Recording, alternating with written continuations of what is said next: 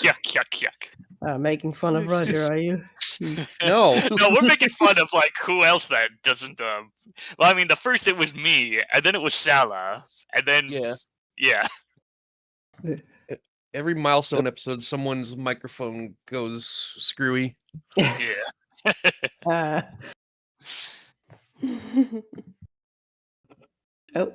Yeah, we're live. We are indeed live. Yay. We are live indeed. It's alive. 1 second. Dissected Alive. There we go. Hey, been a while. Hey, After 50 episodes, we finally remember that. Yay. Yeah. Poor Luke. Yeah. Well, I mean, that was your voice there, so I just kind of assumed you made the file. I did. Yeah. Indeed, live and alive. I don't hear Roger. I also don't hear Roger. Okay. Oh. Okay. Oh, I hear him now. Okay, now I hear him. Alrighty. Roger's figured things out. But that's- No. Yeah. It's okay. Oh wait, it's because I muted because I went over to Roger's room. Anyway, enough distractions. I'll do the intro for Roger while Roger's figuring things out. Hello, every single one of you in the chat. Welcome to Roger's stream, Dissected Alive. And it's not just the Dissected Alive, it's the 100th episode of Dissected Alive. Amazing, but that is not all. It's also Roger's birthday. So, 2 recently- days ago, typically, and he turned 40. So can we have a happy birthday in the chat for Roger for his 40th birthday? Woo! Yay. Yeah. Whoop. Yep. Yep, whoop, whoop. Whoop, whoop.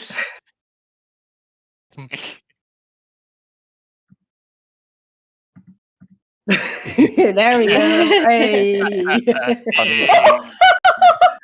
Perfect. Nice. Yeah. And because Nice. it's Roger's birthday, we have to sing a birthday song. Obviously. Yeah, we have to. So yeah. Right, hold. Sorry, 1 second. I don't think I can hear Roger in the live stream. Because I've been trying to listen closely, but just can't seem to hear him. You've lost your microphone? In OBS, he How's means. that possible?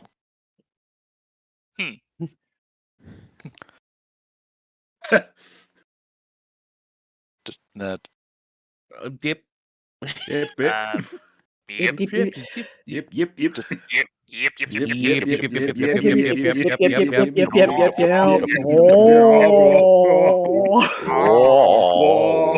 First walk.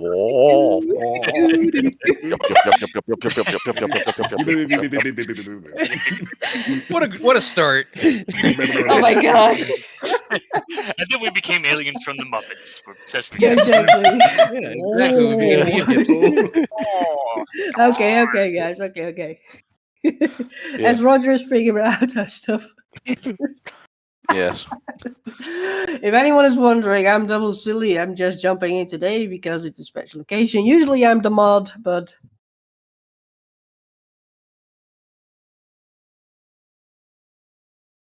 yeah. So you better behave. Obey the mother mod. Yeah. The mother mod. The mother. I'm the mother mod. There we go. I should be listenable now, I hope. Can you guys hear Roger Verifying. in the chat? Can we get a confirmation in the chat that you guys can hear Roger? Yep, he is audible. Yep. Yeah, I can hear him. Yep. Whoa, poor Roger. Yeah, it Can't- should be working. Yeah. Wait, can't hear Roger. Can what? Still not? What? Yeah, Wait, what? Linda Scones says can't hear Roger. Oh, no. They can hear you. They were just dealing with it a little Okay. delay. I hear him. I can hear him. Okay, now it's all good. Alrighty. Good. Suppose they were just on delay. As I was saying, seeing as it's Roger's birthday, we have to sing a birthday song for him. Yay. Yes. Yay, So everyone in the yeah. chat join in. Yeah. 1, 2, 3. Happy Happy birthday to you. Happy birthday to you. Happy birthday, birthday, Roger. wide. Happy birthday to you.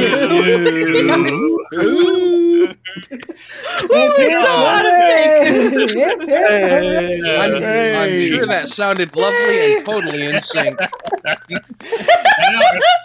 And now everyone's deaf. Yeah. Yeah.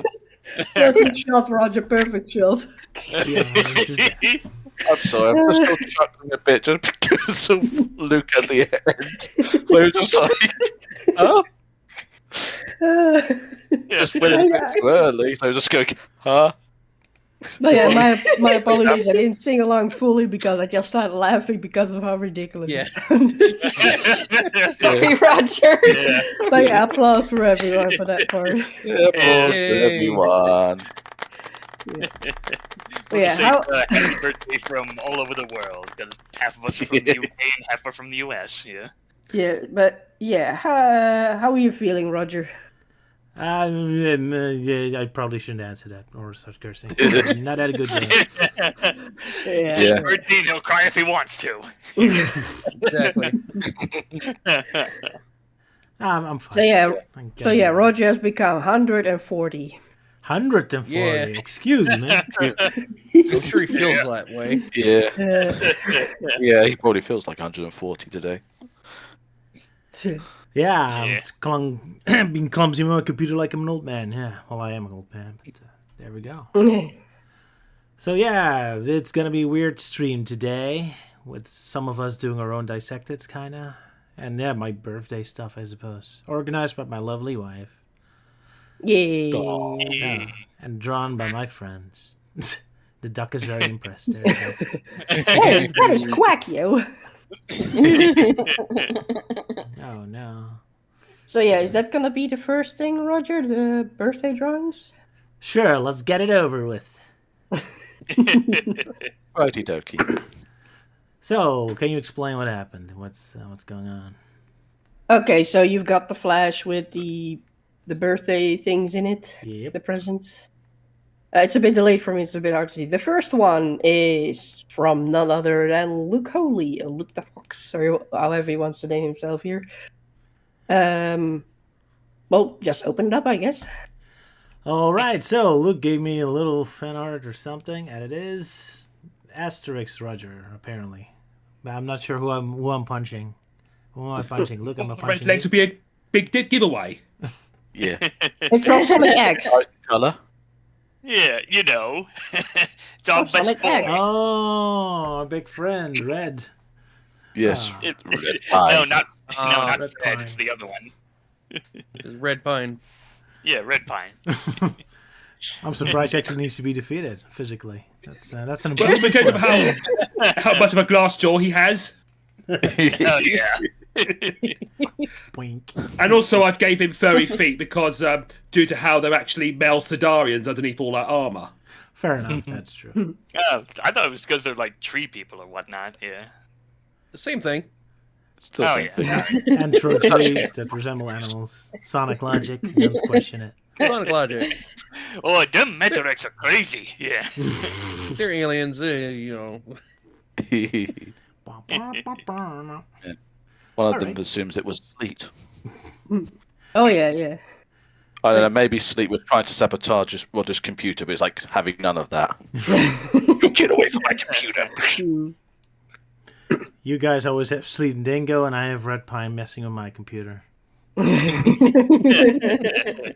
He's living inside your computer.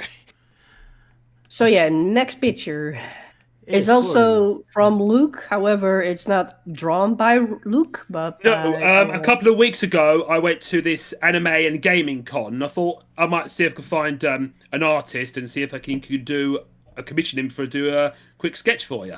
Oh, And I really? managed to find one. Yeah, I managed to find one. His pricing is good, and I got along with the artist pretty well. So hope you enjoy it. Wow, I'm getting some special art even. All right, I'm curious. And what's it going to be? Boom. That looks so cool. All right, from Francisco. Yeah, really nice bloke. His name is he's only on Twitter. He goes by FS3K_art. His art's Yeah, pretty good. I've shared it in the file. Live stream is a bit delayed, but yeah. I showed the username and such on screen as well. Oh, how nice! Yeah, he of also you. does. Yeah. He also does animations with casting calls, and I've got a bit of a small gig for him for I think some sort of like a Dan anime parody or something. When I'm like some kind of student going, he's so lucky, and all that. It's just one line, but I think he's working on it at the moment. He said he's going to give you a anime pose with the peace sign, but with the stern expression is like you're mimicking Winston Churchill. So in a way, Winston Churchill was doing anime poses before it was a thing. Wow. Indeed, he did. Victory. I look so wonderful, Finn. In fiction land, anyway. Oh, thank you, Luke, that you considered me for your commission. Yeah, I've got to print the picture off, and I'll send you in a card like next month. Okay, thank you, man. That's very considerate of you. So yeah, on to the next one. For some reason, my brain is derping here. Let me open up the file on my end as well. Next up is Melties. And, It was a last-minute picture you mentioned, but yeah. Yeah, I'll explain what the original idea was once he sees it. Yeah. all right. Yeah, it's very grumpy Roger. Very fitting indeed. Yeah, so like these past few days I've just been so unmotivated, and yeah, I was originally going to do a pic of like, oh, it's like all the different versions of Roger from the past, of like like really old Roger and big nose Roger and the current one, and they're just kind of like messing around inside of this Game Gear thing. So that was the original idea, but then I just got real lazy being stuck in my recliner most of the day, so I'm like, okay, I guess I'll try and come up with something. So yeah, behold, you get to see what I actually draw with a pencil and my horrible, crappy writing there. It looks nice. Like If it's in writing, I can read it. That's better than most people's handwriting. At least it's not in Mine. cursive. I think Roger must have been electrocuted at some point, judging by how his beard's looking. Yeah. Yeah. Maybe it's just all frazzled because like, I want the cake. Give me the chocolate cake. No. Actually, that's how his beard looks when he hasn't trimmed it in a while. Law accurate. Accurate indeed. Just really disheveled. Yeah. Thank goodness in the real world I've just been to the barber recently, but yeah.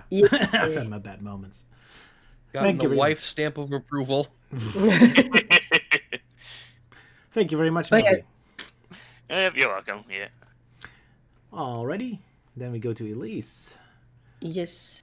our other artist. No intro from Sylvia? Well, I was gonna do it, but then you interrupted me, kind of. Sorry. Yeah. Next up, okay, I'm just gonna do it anyway. Next up is Elise's drawing. I don't know what else to say about it. I mean, I don't want to spoil anything, so. Whoa, okay, that is unexpected. You make me Doesn't it really look weak. familiar? Doesn't it look familiar, Roger? Yes, it's from that photo that I use my ID. Yeah. Okay. And it looks cool. And it looks cool in this art style. Yeah, Well done, Elise. Thank you. that was Oh, really very unexpected. nice. Yeah. Yeah. Oh, thank you. I was originally funny story. I was originally going to do the that oil painting picture with your friend's face. Oh, And replace it with Roger's, but I didn't have time to do it. No, I think she So I'm was like, trying you know to what? I think I'll actually do this instead. So- No, I think she was going to do it, but just couldn't finish it because she couldn't stop laughing. Yeah. But then again, we bit- would have had a case of Roger is not amused. It's just a work of art. Yeah. Roger looks like someone who would tell someone to get inside a big robot. Someone in the chat says someone in the chat says the Roger he tells you not to worry about. Unlike the real one. So instead, I decided to draw your profile picture in my style. Yeah, it's an interesting mix. That's He's unexpected. very handsome. Yeah. Yeah. Thank you. Anyway, Roger. Yeah. Anyway, Yeah. I hope you like it. Definitely. Thank you very much. You're welcome. Indeed. So yeah, next up is from none other than Sala Commander. Oh boy. Yay. Yay. All right. So that was it. Yeah, Oh, okay. I'm just waiting for you to react and then saying more instead of just. Staying silent the whole time. Oh, that's a surprise. Even wrote Dutch there. That's interesting. But so you Yeah. weren't done with the intro done yet? Well, how complicated do I have to do the intros about these drawings? I was just like, yeah. But yeah, they look pretty awesome. That's a really awesome drawing. Very Thanks. nice. They forgot the Oh, yeah. fish to cook the fish. They forgot to cook the fish. Yeah. I wanted to include the uncultured tourist complaining about sushi joke. and I, as I was writing it, I'm like, Roger probably doesn't usually speak English when he's just talking to Sylvia, right? And so I decided to throw that phrase through Google Translate. Yeah. Yeah, it's And translated well yeah. enough. Although I do surprisingly talk a lot of English to Sylvia. Helps. We're both on the internet all the time. We kind of like fair enough. like flashback, jump back and forth between Dutch and English all the time. Some Yeah, phrases just yeah. sound better in English. Yeah, exactly. Yeah. Ah, yeah. And Kiryu Majima, you are of course randomly Yeah. fighting in the Yeah, street. it's kind of funny with this because Sala was showing me some progress on this picture, and the first thing I saw was Majima and Kiryu, early stages of it. I was like, oh, okay, so he's gonna make a Yakuza picture for Roger. But then suddenly he comes, later on, he comes up with this, like, whoa, okay, that came out of nowhere. Yeah. Surprise! Yeah. Yeah, the But plan was yeah. always to have Roger like in Japan, just completely like looking demotivated, all the while Kiryu and Majima are fighting in the background, and he doesn't even notice. Yeah. We are going to that neighborhood where they fight, so it makes sense. It makes complete sense. So Also, I really didn't want to draw a background, so I just applied an oil filter to the Sega building. Mhm. Oh, so that's Fair what the enough. filter is. Yeah. Rest in peace, Sega. Yeah, I just No, want to that- go there. Not that one specific, but Oh yeah, I think the Sega arcades are like all gone, or at least one of them is. Yeah. well, is that exactly gone? It's just a sign that got replaced with Kiko or something like that. But the one in Akihabara is going away at least. But Yeah, that Oh yeah, I that think is the that's one I used in the picture. Mm-mm. Oh yeah, that's kind of fitting because I actually have been to Akihabara when I vacation in Japan. Yeah, big area. So you've been here. Yeah, I think maybe not that exact location, but yeah, I have been to like the location of Akihabara. Yeah. Wow, if an American says it's big, then it must be really big. Oh, Your country's yeah, like already especially, ridiculous. yeah, like if you think that's crazy, yeah, like when it comes to stores that sell like used items, like usually, at least here in America, they're pretty small. Whatnot. Oh, Goodwills or Salvation Army, but over there, they're like mall sized. They're pretty big. Oh Mm. wow, bigger than America. I did not expect that. Oh yes, very big. I'm used to you guys having giant warehouses everywhere. Wow, there's got to be double culture shock for me then. Cool. But yeah. So for the drawing of Majime and Kiryu fighting, I based them off of like two statues I found of the characters, and I was lucky enough that there was angle pictures of them from enough angles that I could see. I could put them together to look like they were fighting. I had so much trouble drawing Majima's left hand that I just said screw it. I hid it behind Kiryu's fist. Fair enough. Smart. That was like they're having a bro moment. Yeah. Yeah. Bro. For some reason, when I look at whenever I Sorry. look at Majima's face, the first thing that comes to mind is Ganondorf from the Ocarina of Time. Yeah. That kind of 3D model thing, like yeah. Must Yeah, be the Legend of nose. Zelda's Yakuza style. Yeah. Ooh. It is also definitely the most detail I've ever put into shading anything. What the And muscles? Well, that yes, but like just those two characters in general. Yeah. Yeah. But also poor you when you were trying to draw them though, because I think you mentioned you had like Yeah. layer problems. So you just kept Yeah, drawing everything on the wrong layer. Oh yeah. when I was drawing Kiryu, I did like his head and like his arm, and then when I finally got done with the line art, I'm like, all right, let's see without the sketch layer, and I turn off the sketch layer, and most of them disappeared. Classic. Yeah. Like the El Dorado meme. Must stop. Why? It's the wrong layer. Oh, that one. Yeah. Yeah. But yeah, well done, Sala Commander. Very Yeah. nice. Hey. Hold up. You deserve a round of applause for your efforts, Thank you. especially with all the hardship you went through. Ain't easy being Sala commander. Salamanders. Salad. A non-green salamander. Commander of salads. Salads. Yeah. Commander of Commander of Salad. Okay. Salad's Yeah. commander. There we go. So next up, and it's the last one, is from Euan a Kid Hog. Best for last. I Yeah. guess. Well, Euan requested it to be last. So yeah. Well, Euan is such a big fan of Roger, he had to draw something so amazing. Well, you just look at it. yeah. What am I looking at? And shoot, Elise be very offended right now. Why?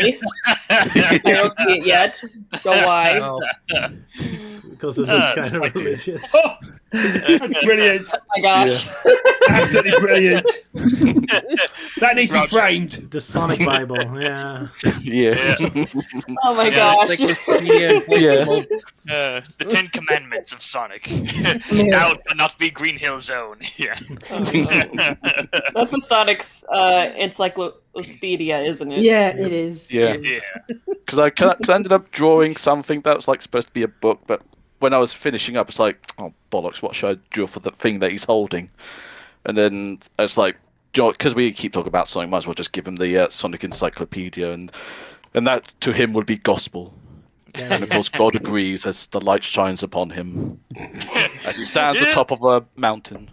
Yeah. Yeah, I'm not sure. Yeah, it's like, yeah, neat idea, but then again, it's like, there are definitely several mistakes in that particular book. Yeah. Yeah. Good Yeah. example is the Sonic Hero segment. They show off like screenshots from the tutorial level, and apparently whoever was grabbing photos grabbed like a Sonic 06 mod of them running through the tutorial, and not from the actual Sonic Heroes. Mm. I love the fact that yeah, we're that's talking cool. about the Sonic Encyclopedia like it's like some sort of religious paper there is- we're I- all worship, and Melty immediately starts nerding out. Like he also I do does that as a remember- Catholic. That's because I actually have. I do remember something similar. Like on Netflix, there's this documentary about the history of video games. I think it's called Game On or something. And when they're showing Sonic, it's like footage of Sonic from a Sonic fan game. Whoops. oh no. Ooh. Must have been a good one then. But yeah, I'm just imagining like this picture would actually be hung up somewhere in the Royal Society building. Of course, if I was ever allowed inside. Okay, Yeah, someone in the chat is shouting 10 commandments. 10 commandments. So what will be the 10 commandments of this Sonic Bible? Commandment number 1: Thou shalt not be Green Hill Zone. Yeah, I'm thinking that as well. But it's not our commandment, it's Sega's own, so Yeah. Yeah. Yeah. Thou shalt be Green Hills. I'm only worshipping it, I'm not writing it. Yeah. I'm staying out of this one. I'm staying out of this one. Makes sense. Yeah, like commandment number 2: Thou shalt be modern Sonic only material. Commandment number 3: Thou shalt be classic Sonic only material. Commandment number 4: Fuck anything that was made in the 90s. Except for Green Hill Zone. Green Hill. Mm. I think Green Hill Zone will turn up at least Americanized 3 or times whatnot. in the 10 Commandments. Yeah. Poor Sadie and everything else. And poor Elise. Shit. No, because it's not even image friendly. And of course, the greatest art of today, Euan's wonderful thumbnail. Also, thank you very much for that. Of course, Yes. Tyler Yeah. isn't here actually, so it's a pointless Yeah. cameo. Oh, well. Well, she's here in spirit. Yeah. She's here in Yeah. spirit. Fair enough. Oh yeah, those were all the gifts that got sent in for Roger's birthday. Yeah, how wonderful. Talking about my giant ego for an entire half Yeah. of the stream. How wonderful. Yeah. I get that birthday stuff, you don't. No, no, we all feel sad now. Oh well, if you tell me your birthday in time, or I find it out on Facebook, I'll draw something in advance. I owe you one. Oh no, then Yeah. I owe you. But yeah, obviously the whole reason for the picture of like everyone's like holding their finger up saying, "I've got something to say about this," and obviously that's why Roger's looking so because everyone wants something to say. He's like, and he's got to listen to it all. This is my show. Even I'm the only one though allowed to a talk. My Boy reference. Yeah, my boy. Exactly. What'd you say, Roger? Nothing important. No, Oh. I think obviously Luke saying it's like referencing to my boy. I mean, Sala obviously pulls it off more.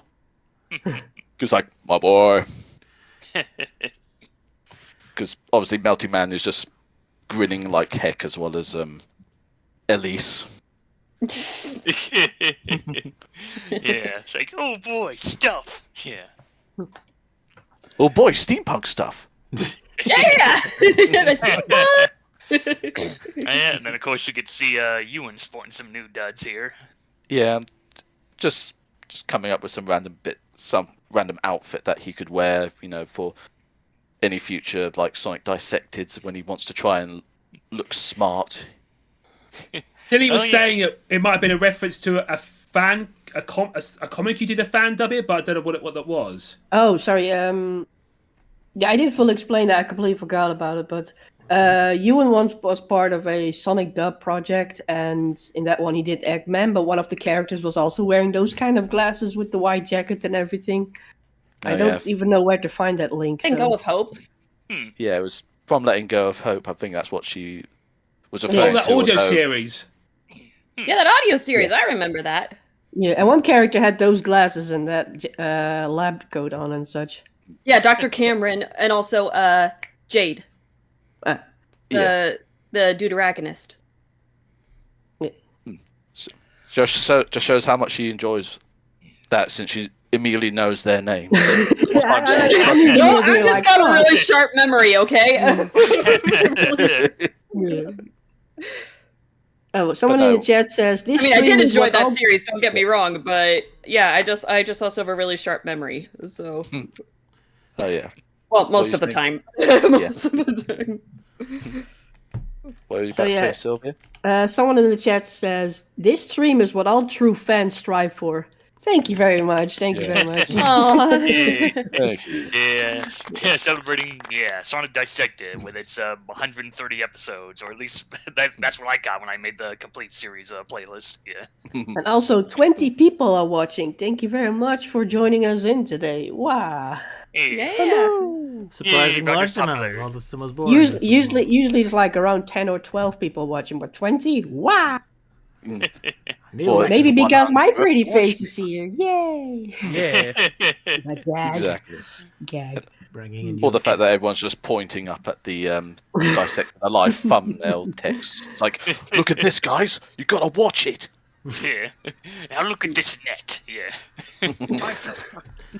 Hey, Roger, what does that sign say? Ugh. Yeah, it says Royal Society 7.25. Yeah. Society, what? Society. Yeah. Society. It's deliberately making me sound like an idiot. I'm just too angry to read it properly. Right, shall we move on to whatever weird stuff we have planned? Because we had Yeah. 4 prepared dissecteds that we can, someone will do, and then someone we can react for a bit. Luke will talk about his history with Mario, I believe. Melting Man was going to talk about Crash Bandicoot. Sala didn't have anything. I thought he was... I He was canceled going last to. minute. Yeah, I was going to, but I canceled last minute.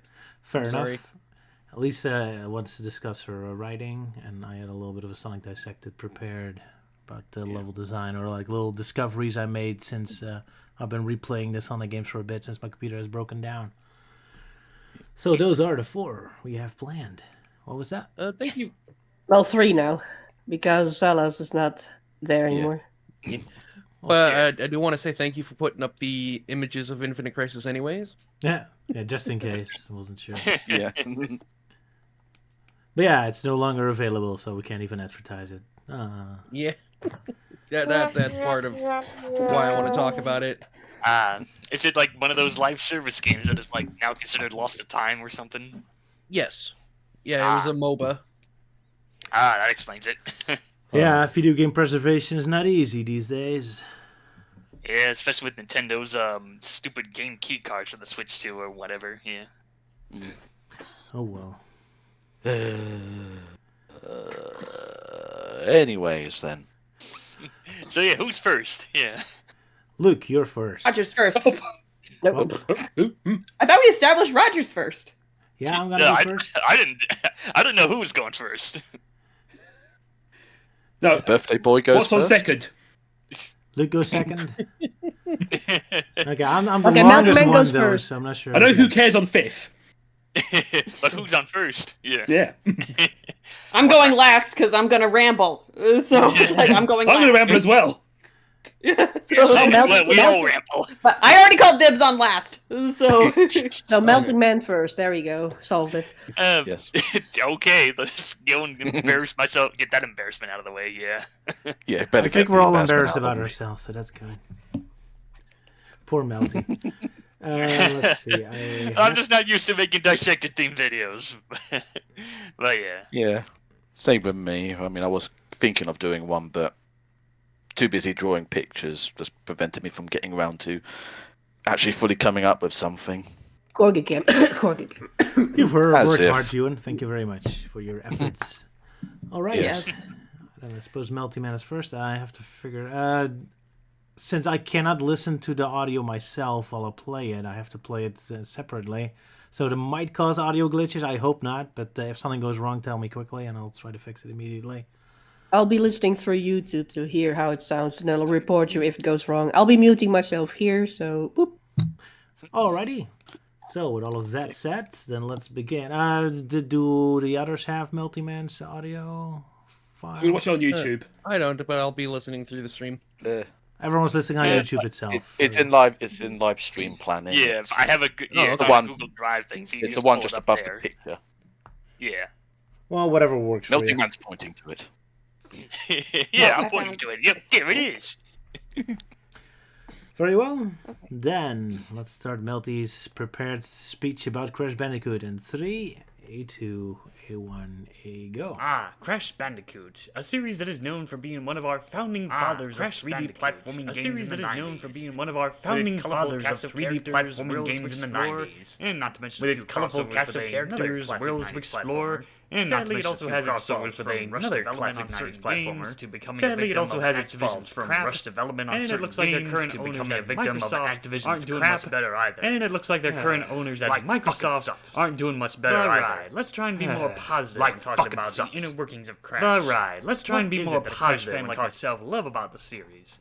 Well, the obvious answer would be the gameplay, but since I'm trying to do more of a dissected theme discussion for this video thingy, I'll try and talk about other things, like the Bandicoot boy himself.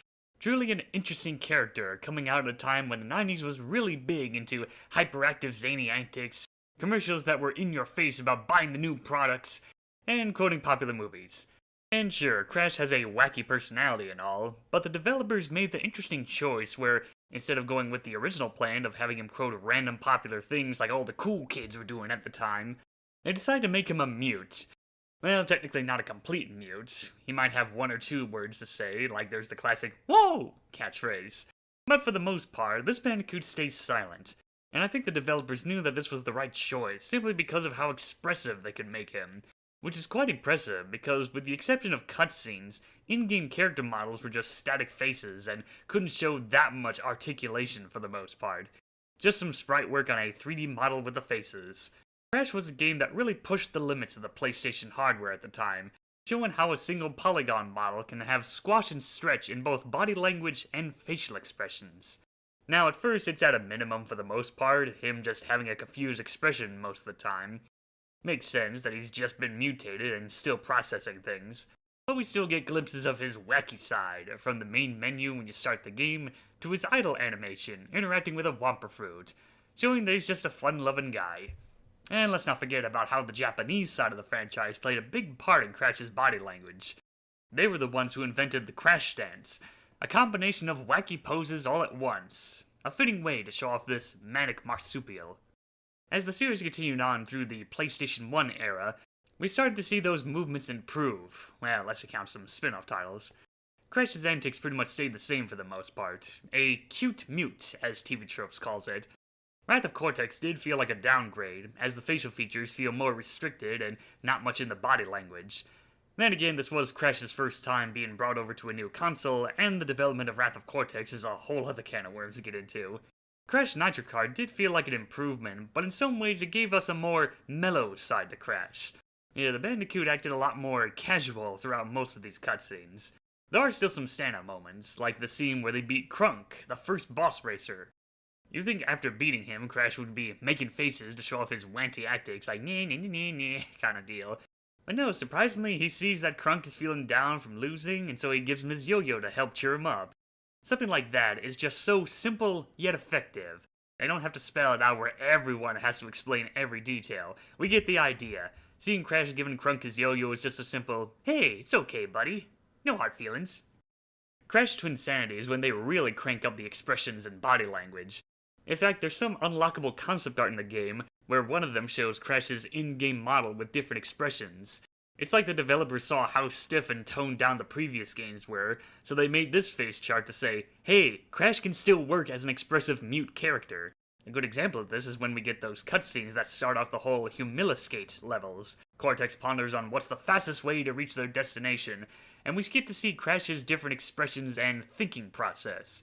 We first start out with him, just kinda standing there, but then he suddenly changes his expression like, oh wait, I have an idea. Not sure if it'll work. So, it's like he's pondering the idea. But then we get his next facial expression where he's just like, alright, screw it, I'm gonna do it. Thus kickstarting the levels. A nice progression, starting off casual, to thinking, and then determination.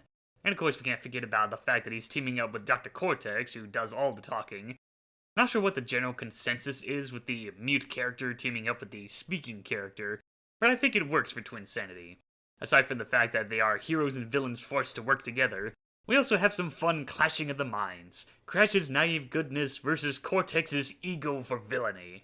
Next up is Crash Tag Team Racing, and we started to see signs of change. The body language definitely comes off very Looney Tunes-esque, with all the dioramas and seeing Crash acting like a dog when he gets excited. I've been a bit mixed about it. It feels like they leaned a little too far in the zany direction, rather than having a steady balance of being zany yet grounded. Especially when the humor is a bit more, juvenile. But aside from that, this game is also noticeable for being the first instance where Crash now starts speaking in random gibberish. I guess the developers weren't a fan of the idea of just having the player walk up to an NPC and let them do all the talking. They want Crash to have some kind of reaction verbally and not just physically. So that's when they invented the idea of Crash's new language by speaking in random gibberish, and somehow everyone can understand what he's saying. I'm sure Jess Harnell had fun in the recording booth, but I think the character could still work as a mute without it. In fact, we see that in the cutscenes that are clearly made in a different engine. Then again, it's kind of odd seeing a more normal-looking Crash in those cutscenes compared to how wacky the in-game model looks like. And that's not even counting the fact that this is the only game in the Crash franchise where the developers went through the effort of making an in-game model of the Japanese-style look of the character, rather than just having it be exclusive to Japanese covers of the games. Which kind of makes the game stick out like a sore thumb in a way. Yeah, Tag Team Racing is a strange game.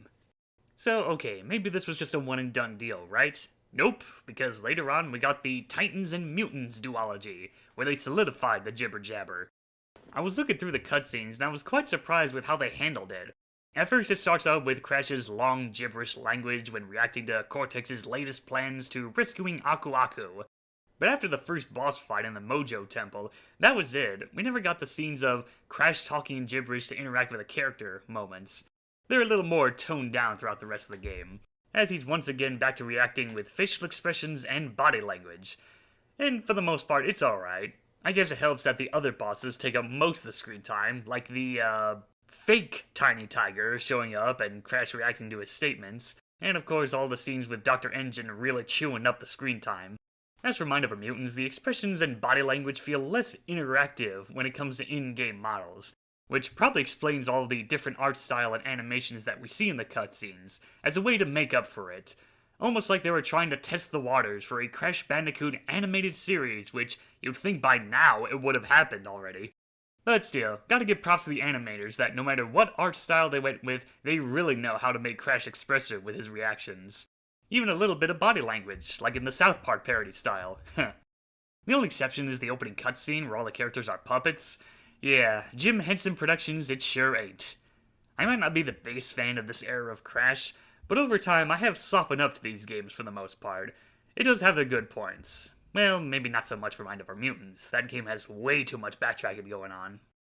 And now we come to the end with the Revival era, where we got some remasters of classic games and a few new titles.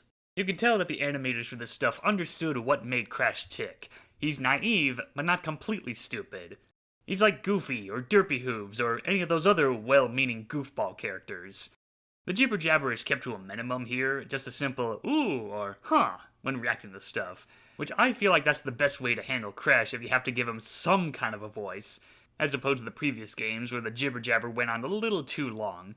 Just simple quick reactions works better for Crash. Crash 4 is definitely one of my favorite portrayals of the character during the Revival era. He's just a lovable goofball with his interactions. Like the scene when he brings in Cortex for a hug when they decide to join forces to defeat Entropy. Aww, even after all the times Cortex tries to destroy him, he does care for his creator in some way. And then there's all the interactions that he has with his sister, which is kind of interesting that throughout a majority of the series, we never really got any brother and sister dynamics. I guess we did get a little bit of that in the Titans and Mutants era, but that was kind of played more for laughs rather than just, oh yeah, they're siblings that do really care for each other, kind of deal. I always did consider Crash and Coco as one of my favorite video game siblings, and Crash 4 is definitely a good example of that. Like when they're saved by Alt-Tana, only to see her leave. They're so happy to be reunited with her, or at least an alternate universe version of her, and she's gone again, not giving them enough time to catch up on things. And then Crash does this, when he gently puts his hand on her shoulder to comfort her. It's little details like that that really make him stand out. They didn't have to have Aku Aku show up and explain everything and all that, just a simple hand gesture to comfort his sister, showing that despite being the goofy older brother, he does have a heart and soul when caring for those close to him.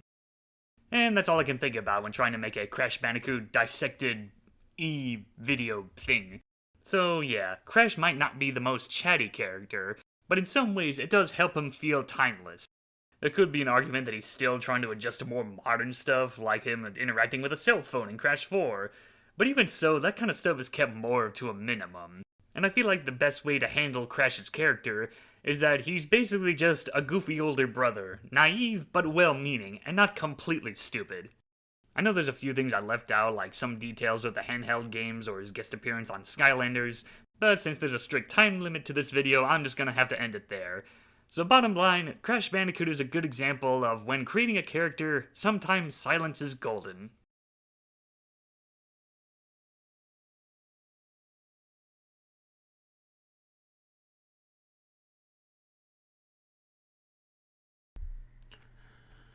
I think that was it.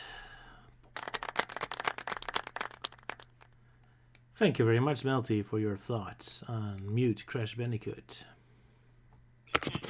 Yeah, I tried doing my best, even though I was kind of in a bit of a downer mood when working on that, yeah. Usually I kind of hate Mute characters, but with Crash it works because he really just comes across like a dumb animal. So then it kind of adds to it because he has plenty of personality to make up for it with his goofy face expression. And indeed all those little subtle touches you talked about. So it works for him. I mean, by the end of the day, he's just an animal who's been tested on, so can't blame him for not having his brain 100% in order. Yeah, it's like in that scrapped cutscene of the game, you know, like, oh, his heart's in the right place, his brain is rearranged. Yeah, yeah, that weird animated intro that they were originally going with. So yeah, with Crash, is probably a good choice to just keep him basic or just an occasional Yeah. And not to even mention that he is also the star of the greatest kart racer of all time. Of course, yeah. Ooh, you just insulted Sonic Crossroads. How dare you? Nah, Crossworld says can't hold a candle to this game. Crossworlds is very good. It might even be a good distant second. Crash Team Nitro is the best. Well, then again, I haven't played I never bothered with the demo or anything, so I'm like, yeah, it still has plenty to choose for. It has a lot to try and prove to me. It's like, yes, this game's gonna be better than Nitro Fuel because like Nitro Fuel just goes like really all out with Nitro Fuel representing like the celebration of the franchise in general. Yay! Like even the stuff people don't like, but whatnot. And I'm just not seeing that with Sonic. It's only just game restricted stuff. I mean, come on, it's Cross Worlds. This is a spin-off game. You have plenty of stuff to choose from for like the 30+ years of history. It's true that Sonic doesn't really go that in depth. I guess we should be grateful the Babylon Rogues return. That's about as obscure as we're gonna get. Still, not too shabby compared with Team Sonic Racing, but yeah. Crash Nitro did a much better job at that. But of course, that's not really what we're talking about. Yeah. But yeah, it's just, I miss my poor boy and wish he would come back. Because, yeah, with how Crash on the Run and Crash Team Rumble just ended so abruptly, that was kind of left pretty bitter. It was just like, okay, that was just definitely a sign that the developers or whoever just completely gave up on Crash. And now we're back into the dark era of, well, currently Microsoft owning the franchise, and they're clearly taking lessons from their predecessor, being all, it's my IP to sit on and do nothing with. Good times, yeah, sadly. Good times, sadly. And sadly. Sarcastic good times. It's a shame. I guess Crash 4 didn't sell very well. No, I mean, no, Crash 4 sold well. It's just Activision was expecting, like, an unreasonable amount of sales. And if, like, it doesn't reach, like, 1,200 trillion thousand, then fuck it, we're not doing Crash anymore. Yeah, that's a shame. And such the fools. Yeah. Which only makes me wish Toys for Bob took the franchise. Yeah, both Crash and Spyro. They clearly I am know what sad hearing about what we could have gotten for Crash 5. Yeah, that was another tragedy. It's like, oh yeah, the Crash 5 pitches that were all rejected. Life sucks when you're a Crash Bandicoot fan. Not many fan games out for either, are there? I've never seen one on Sage. There's a few fan-made Crash games. I know I covered one of them when, or at least briefly mentioned one when we did Sage one time. I mean, I did watch this one YouTuber called Square Eyed Jack, and he basically did a whole video on all the like Crash Bandicoot fan games that he could find, both side-scrolling 2D and like actual 3D games. Oh, cool. Yeah, so I saw the Rayman too, after the Rayman video recently too, and I also had a lot of fan games, so guess Sonic ain't the only fan game attractor anymore. And that's a good thing, of course. Let the others have some attention. Naturally. I guess the problem with Crash is that his concept is so simple, and you don't want to mess that up too much, but as a result, it's kind of hard to come up with sequels.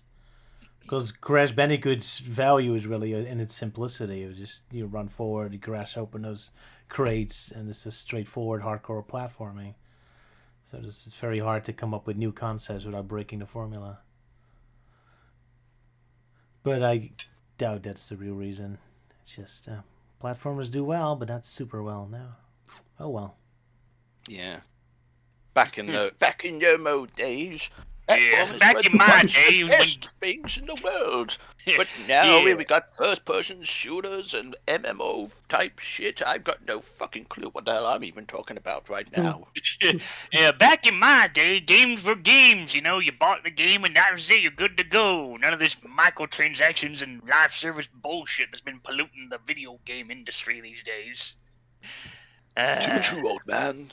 And I thought Roger was the one who became old here. It's funny because, like, back in my teenage years, I would have said, like, the redesigns in Crash the Titans, yeah, that's what killed the franchise, meh. But after Crash Team Rumble and how support for that game died out in less than a year, I'm like, yeah, live service games is what killed the franchise now. Yeah. I don't know. It kind of feels like video games just suck in general these days. Yeah, they're becoming way too pricey, way too reliant on live service shit. Yeah. Then start focusing on the indie games because they're pretty good. Yeah, that's pretty much my go-to game these days. I've been more hanging out in the indie market than with Nintendo or Sega or whatever the hell. Yeah, it's just hey, people that actually like games and actually put in the effort, making a full game. I mean, like sure, like the occasional update, sure, that's good. A DLC, okay, that's fine. Live service, fuck that.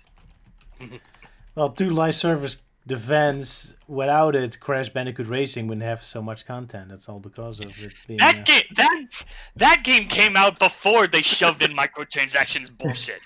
Well, it kind of had some of that stuff in it. You might have never had Jaya Panda again if it wasn't for...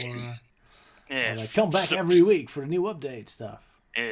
Well, that was free updates, not like, oh, you gotta pay everything to get it. Like, no, you can unlock everything when you put in the effort. It's just the fucking Gen Z people are too fucking lazy to actually do something with it. Take a deep breath, Melty. Yeah. Take a deep breath. I'm trying to calm down. It's a bit of a sour mood with that, and probably should have stayed off of Twitter because, Twitter's just not been kind to the Bandicoot these days. Ah, that sucks here. Hey, I see Twitter's not kind with anything. Okay, let's just be real. Twitter's not kind with anything. Yeah, just ironic. Yeah. Just go to Blue Sky instead. Hey, I read in the comments. Am I the only one upset about I'm staying away from Blue Sky too. I stay away from a lot of social media when I can. You know what? Fair. Yeah. What'd you say, Roger? Yeah. Oh, first, thank you for my birthday wish, Devu. But someone's talking about Samus having a bike. I don't know. What was that about? Oh, she yeah. wasn't in Mario Kart, was she? No, it's referring to the upcoming... Samus's bike! Prime 4. I thought it was cool. Oh yeah, Samus. Okay, for context, Roger has not seen the Nintendo Direct, and in the Nintendo Direct, they showed off a bit of Samus riding a motorbike in the latest. God, what's the game? I forgot the game's name. Fuck. 4. Yeah, there we go. So everyone's like, "Oh, motorcycle, amazing!" Ooh. So yeah, that's pretty much in short what's going on. Yeah. Okay, I did know that. Sorry about that. I posted a picture of it in live chat. Oh, there we go. In live support. Yeah, but I first saw that thing, I'm like, oh, Samus has got a light cycle now. I thought it was going to be a Metroid racing spin-off title, but no, it's going to be actually in the game. That'd be funny. Metroid's kart racing, all goofy and cartoony. I really hope she does the Akira style. I would love that on a t-shirt. It not exactly the Akira slide, but she does slide into an enemy as an attack. And when I saw that, I'm like, oh man, she weaponized the Akira slide. Nice. Poor Melty, Samus taking over for Crash Bandicoot again. Well, I mean, then again, like Metroid Prime 4 has been like sharing a room with Half-Life 3 for decades, so it's like a miracle. It's like, okay, this game's finally, as opposed to poor Crash, where the whole series is just dead. Nothing new's being coming out. No comics, no merch, no nothing. See, that's why Half-Life 3 keeps getting delayed. It's just Gorman Freeman just can't get his bike license. No, he needs his crowbar license. Yeah. Tougher one to get. What? All right, shall we move to the next one? I guess it's my turn now. Yeah. Roger It's Wine. birthday boy. Yeah. The birthday boy. Oh boy. Well, not anymore. 2 days ago, but yeah. So how long was it? It was 23 minutes. It was pretty long. So, but I guess we wouldn't be discussing it too long. Oh yeah. Does that so yeah, if you guys in the chat have any questions, you can ask them, and then the guys over here can answer them as the video is playing. Yep, because we'll be quiet for a while. Yeah, we'll try and answer in the chat. Yeah. So enjoy the video and go ahead with the Q&A questions. Enjoy. Yeah. Very well. 3, 2, A1, A go. So, recently my computer was broken, so I had more of an opportunity to replay the Sonic games again. Critically! In particular, there was one specific mechanic I was interested in investigating. We Sonic fans tend to get focused on little details a lot. We've had this whole debacle about the rolling physics in classic Sonic for a while, and now I had my own little gameplay mechanic I'm obsessing over. Sonic's ability to turn. See, I like 3D Sonic games, and one thing I consider to be vital in 3D games is the ability to, well, turn around and move in 360 degrees. It's kind of what sets it apart from a side-scroller, the fact that you're moving within a three-dimensional space. What set me on my path is this wonderful first cyberspace level of Sonic Frontiers. For some reason, I remember having trouble with the first corner with Sonic helplessly smacking into the wall because he can't turn tightly enough. Not sure why I thought that. We're playing it. It doesn't look too bad, and I saw no blind plays on YouTube having any issues.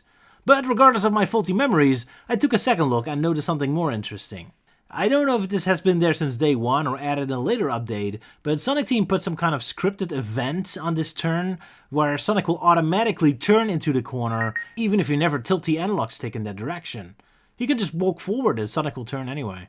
Sonic Team couldn't make Sonic agile enough to make this turn on his own, so instead they duct taped together a scripted event to create the illusion that Sonic's more nimble than he really is. Considering that we're, 5 boost games in, I'm baffled why Sonic Team's still relying on solving issues like this with duct taping awkward scripted events into the levels, rather than just fix Sonic up so he can navigate his own damn levels. It immediately reminded me of Sonic 4, where the levels are filled with endless boosters and springs to create the illusion of complex movement and Sonic's agility to hide the fact that the physics system and Sonic are kinda broken. It's the Sonic Team way. Instead of fixing up Sonic to be a more reliable platform hero who can actually engage with the level design he's given, they just plaster scripted events and automatic bits everywhere to help Sonic around, as if Sonic is some dusty senior citizen who can barely climb the steps and needs Sonic Team to put little surface chairs everywhere to help him make loops and turns. Heck, going through the cyberspace levels again, I finally realized that Sonic has turned into something completely different than I thought it was. I kept thinking of 3D Sonic as a 3D platformer, but I already had my friend Sala tell me off on that. But now going through cyberspace again, I finally got it. I thought Sonic always controlled awfully in cyberspace, sucking away all the joy I get out of it. Sonic's either twitchy as heck, or he gets absolutely no forward momentum at all, tempting you to use the boost to speed you up and then immediately launch yourself to your death. Other people told me he plays actually very smooth and I'm just an idiot. And I think we're both kind of right. Thing with cyberspace is, it's playing a mental trick. It's pretending to be a 3D platformer, probably by accident since it's recycling level design from Sonic Generations and Adventure 2, but in reality the Frontiers boost levels are really closer to a mobile phone style minigame. You see, Sonic does move incredibly smooth, and these levels play great, provided you don't really touch the analog stick that much. See, the main thing that makes these things nearly unplayable to me is how massively uncomfortable Sonic feels in moving around. He's very twitchy, or barely, like he spasms around some platforms. It's every single time I have to do any precision platforming, it turns into a near unplayable nightmare. It's very hard to get a grip on how Sonic moves, what his momentum is. Sometimes he's super twitchy, sometimes he's super slow. It's very, very frustrating. But here's the thing. You're not actually supposed to be moving around with Sonic. You can beat those levels without ever really moving Sonic, technically. These areas I show you here with the platforming, I only got there because I fucked up. With Sonic, you always got the high path, lower path philosophy. If you're good at the game, you stay up. If you suck at the game, you go down to the punishment path, where the game is a little more annoying. Play the levels correctly and you stay up, and Cyberspace Sonic never really gets to interact with any of those platform sections. You'll fly over them. You only get there when you missed your jumps. You're supposed to just boost and homing attack through the levels. Often you do get these sections that look like 3D platformer sequences, but that's just for show. An unfortunate ancient artifact from recycled level design. In reality, ignore the level geometry and just homing attack your way through it. Homing attacks just kind of teleport Sonic through the level design, so they're like those little service chairs Sonic Team puts in for senior citizen Sonic, so he can pretend he's still a cool, agile platform character flashing through those complex levels, when in reality you're still just on rails and just kind of like teleport through the level. So, the reward path, the punishment path. This philosophy has been with Sonic since the beginning. The difference to me is that in the original games, the quote-unquote punishment path meant you just had to do some basic platforming and you were fine. From Unleashed on, punishment path just straight up became falling to your doom. And in Frontiers, the punishment path is having to deal with Sonic's god-awful movement. So here it is punishment indeed. Now, I'll get back to this, but for now, I really want to talk about making turns again. Sonic has a complicated history with making turns. First 3D bonus levels weren't really 3D, but an optical illusion, so there's no real turning here. Sonic R, whoo boy. I like the game, tons of charm, but man, there's one thing that completely ruins the game, and that's turning. Trying to make a sharp turn, and Sonic turns into Frank Drebin, slipping and sliding all over the place. Probably to give the slower characters an edge, but even Knuckles or Amy aren't all that comfortable in maneuvering those tight spaces.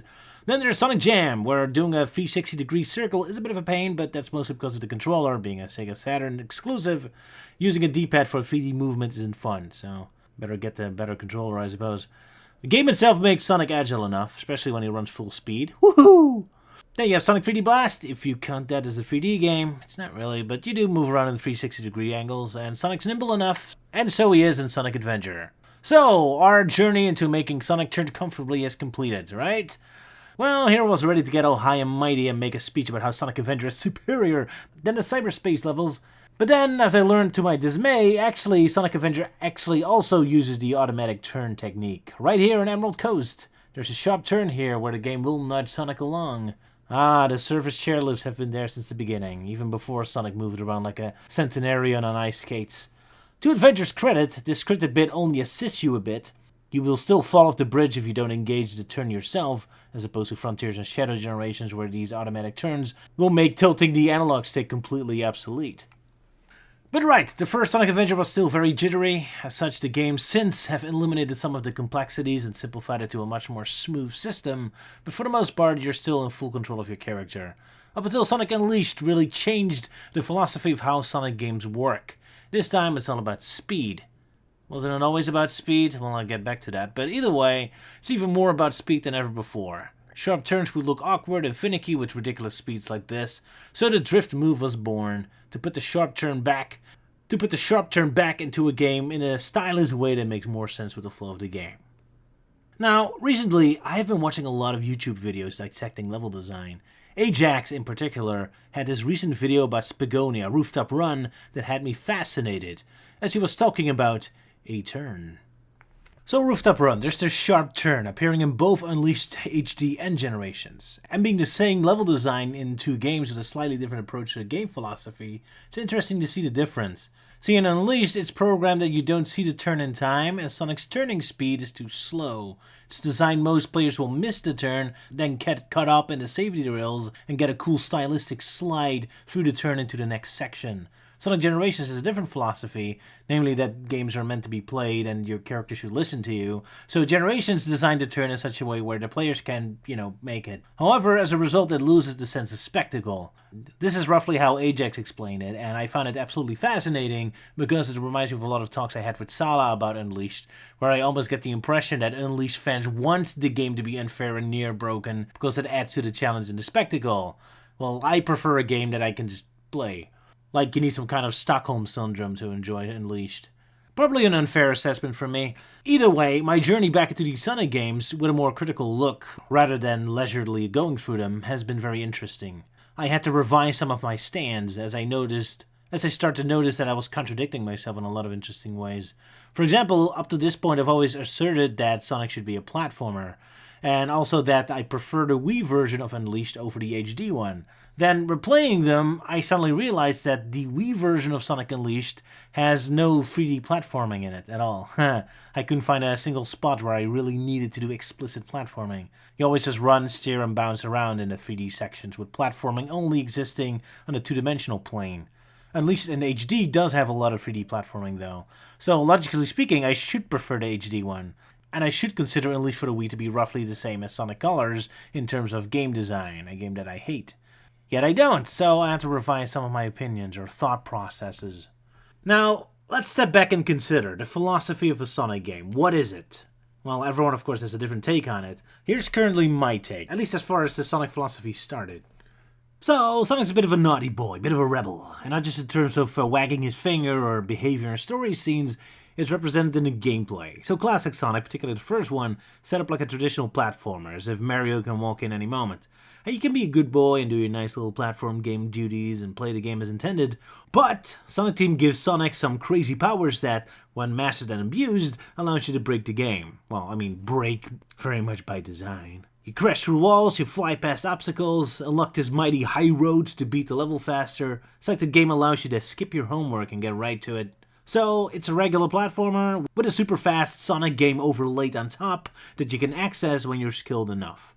This tracks to the Sonic Avengers as well. Be a good boy and play it as a 3D platformer, or abuse the heck out of Sonic's powers and skip all those pesky platform parts. Oh, you naughty, naughty hedgehog, skipping your homework again, eh? As an aside, the levels being set in a more grounded location also adds to this rebellious nature, waving between traffic and crashing into buildings like that. So, from Sonic Unleashed on, this philosophy got kinda changed a bit, and replaced by something different. Now Sonic's really about speed. Now you might say, wasn't that always the case? Well, not exactly. Speed was a reward you earned through mastery. From Unleashed on, it becomes a central gameplay in and on itself. You no longer have a semi-regular game you break through Sonic's powers. Instead, this high road you used to only access by mastering the game is now the default level design that you have to take. So you're no longer being a bad boy and raining anarchy against the level design. You're no longer skipping your homework. The high route is the homework now. Sometimes literally, as some Sonic games require you to memorize the heck out of these levels, almost like I'm studying for an exam or something. Now, here's where I start having a problem with modern Sonic games. I think my issue with them comes twofold. One is this Flanderization of Sonic. I know I'm not talking about his personality and stories, although that doesn't help either. I mean in terms of this game design philosophy. See, to me, Sonic isn't just about speed, he's also very much about agility. Look at him go, look at the poses, legs in the air, arms in the air, he ain't just running, he's dancing through the sky, breakdancing, like doing backflips and wall jumps. It's all about the joy of movement and freedom. And speed is part of that, often a reward, a consequence of his actions, but that's not the entire story. Now, modern Sonic seems to eliminate most of this freedom and agility. Sonic feels more stiff than ever, because games are mindlessly only focusing on speed, and has to keep it linear and scripted as heck to give you the illusion of agility. As soon as you break away from the very specific scripted path teacher Sonic Team has laid out for you, Sonic starts to become hilariously clumsy for a character who's supposed to be this smooth operator pulling sick moves like an acrobat. A second issue I have in modern Sonic is Sonic Team compartmentalizing all the gameplay components into separate categories. I haven't really set this up yet, so allow me now. So let's get back to this platforming. I've had discussions before about whether 3D Sonic is a 3D platformer or not. This used to be a no-brainer to me. Now, replaying the games, I'm reconsidering that mindset. Problem is, platforming used to be part of the general rhythm of a Sonic game. Just the act of moving around. The general level design. It has platforming happening all the time. It's just naturally part of the game flow. Sure, you had more designated tensor platform sections with a little more focus on it, but there's always some sort of platforming happening somewhere. Now, replaying Unleashed, I noticed that platforming is no longer part of the general setup of the levels anymore, especially in the Wii version where it's all about steering and just hitting your marks. You rarely have to jump on platforms. Speaking exclusively about the 3D sections of the boost levels, of course, not the Werehog or 2D sections, obviously. And then in the HD version, platforming did happen, but only in very designated sequences where there's nothing but platforming happening. Now, way earlier, in a very early Sonic Dissected, I've observed something like this with rail grinding in Sonic games. I think I said before that I prefer rail grinding in Sonic Adventure 2 because the rails felt a lot more integrated into the level design. You hop in and out of rails, you can get shortcuts. They're just part of the general level infrastructure. From Heroes on, but especially in the boost games, rail grinding is treated as a separate game mode. The level geometry literally stops, so you can have nothing but rails to grind on for a moment. Feels like a separate minigame rather than part of the game flow. I noticed Sonic Adventure 2 had these moments where the rails temporarily fling Sonic up in the air, and you have to land back on them, or abuse the moment to skip to a later part of the level. I don't recall the boost levels ever having that level of flexibility with the rails. Well, except in the cyberspace level, literally copying and pasting this Sonic Adventure 2 level, I suppose.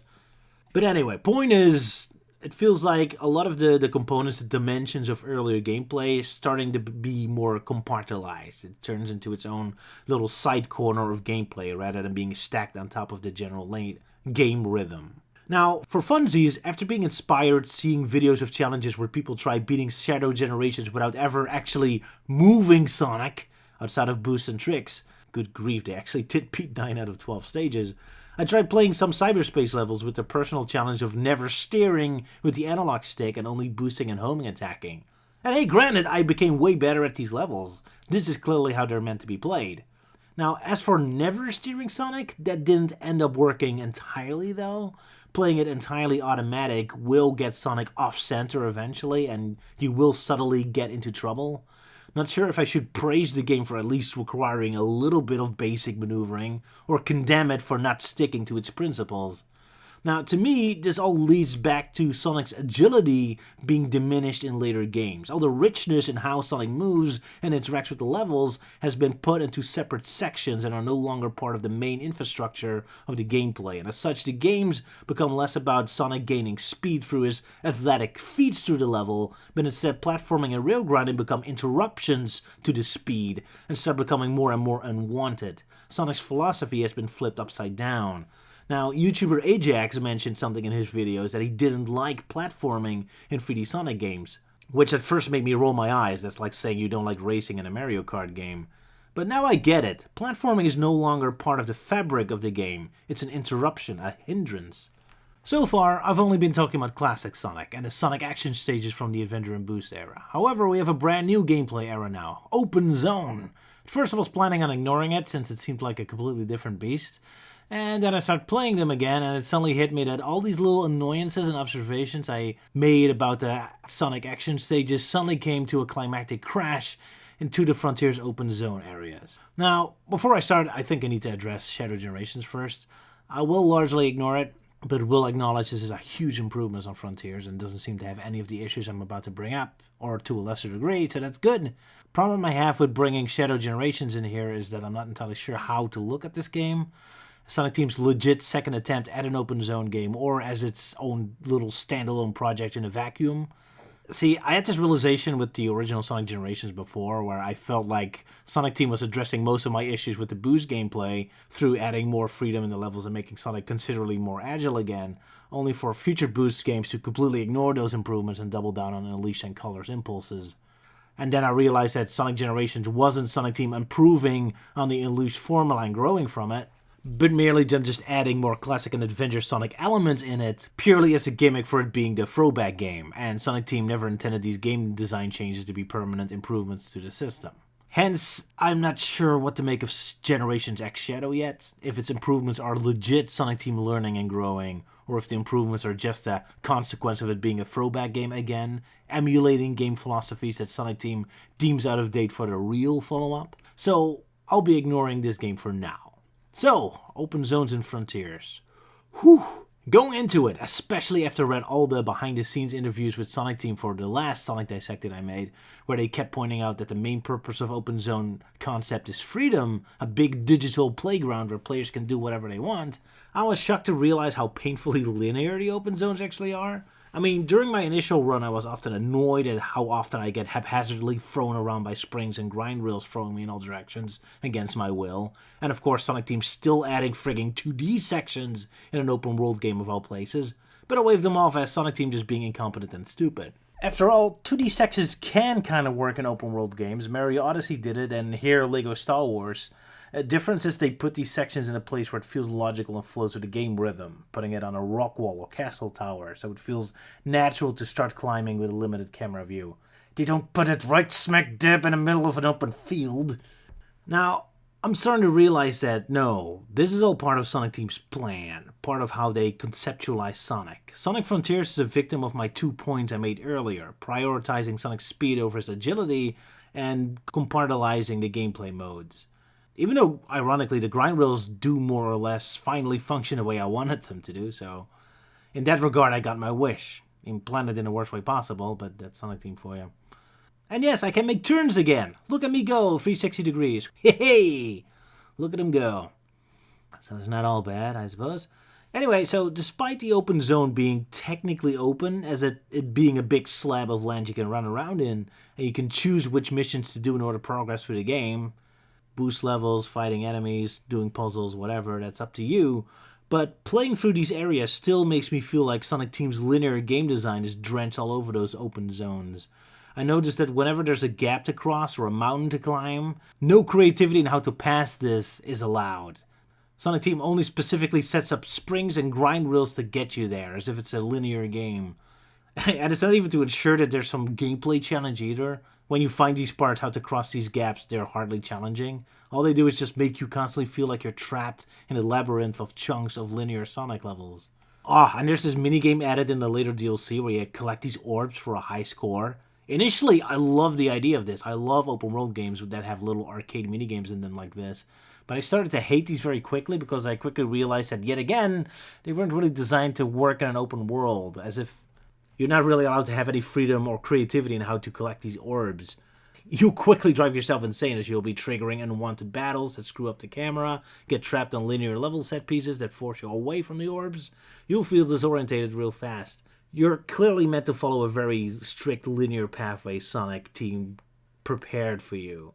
So yeah, Sonic Team never managed to translate Sonic's gameplay into an open world format. They literally put chunks of their linear action stages inside of an empty slab of land. So, about all these moments where springs knock you around, or the 2D sections, I think I understand what Sonic Team's going for. First, I need to show you something. First, this is Sonic, right? Look at him go, running on walls, pulling off moves, wall jumping, flipping in the air. This is what Sonic's meant to be all about, right? Now, look at Sonic Adventure 1 for a moment, right? Remember these jump pads where pressing a button will make Sonic hop from pad to pad? Look here in Ice Gap. At first it feels random, Sonic just jumping into walls like a lunatic for no reason. But at one point he does a cool kick jump into the big ice stalactite, which then promptly falls down, creating a bridge. So essentially Sonic Team wanted to get the idea across that here Sonic pulled off a sick athletic move to make the stalactite fall down, but unable to work that into the gameplay, they set up this gold Rubik machine to create the illusion Sonic knocks it over. I suppose a modern Sonic game would just have a straight up cutscene of Sonic pulling off this stunt. Now, I was thinking of that while I saw Sonic being bounced around by springs, and then I remember there's one optional conversation in Frontiers where Sage mentions to Sonic that these springs and boosters don't actually exist. She doesn't see them, and tells Sonic that they only exist in his mind. And then I realized that it's true, these spring pads and boosts genuinely don't really exist in Sonic's actual story world. They're supposed to represent Sonic's own decision to start jumping around. It's a clumsy, abstract way to bringing Sonic's supposed agility into a game without it being part of this natural moveset, but as a scripted event. Sonic Team imagines these moments where Sonic's knocking around springs as him doing his cool stunts by himself, even if to me it just looks like Sonic's helplessly crashing into walls against his will. So basically, yeah, surface chairlift.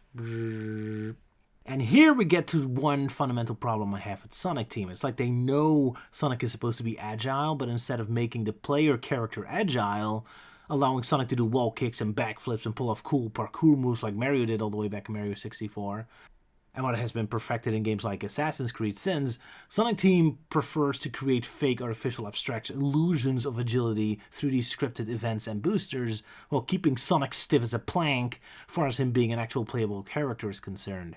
Sonic Team wants to have full control of the action to keep the game feel more smooth, but it comes at the cost of freedom.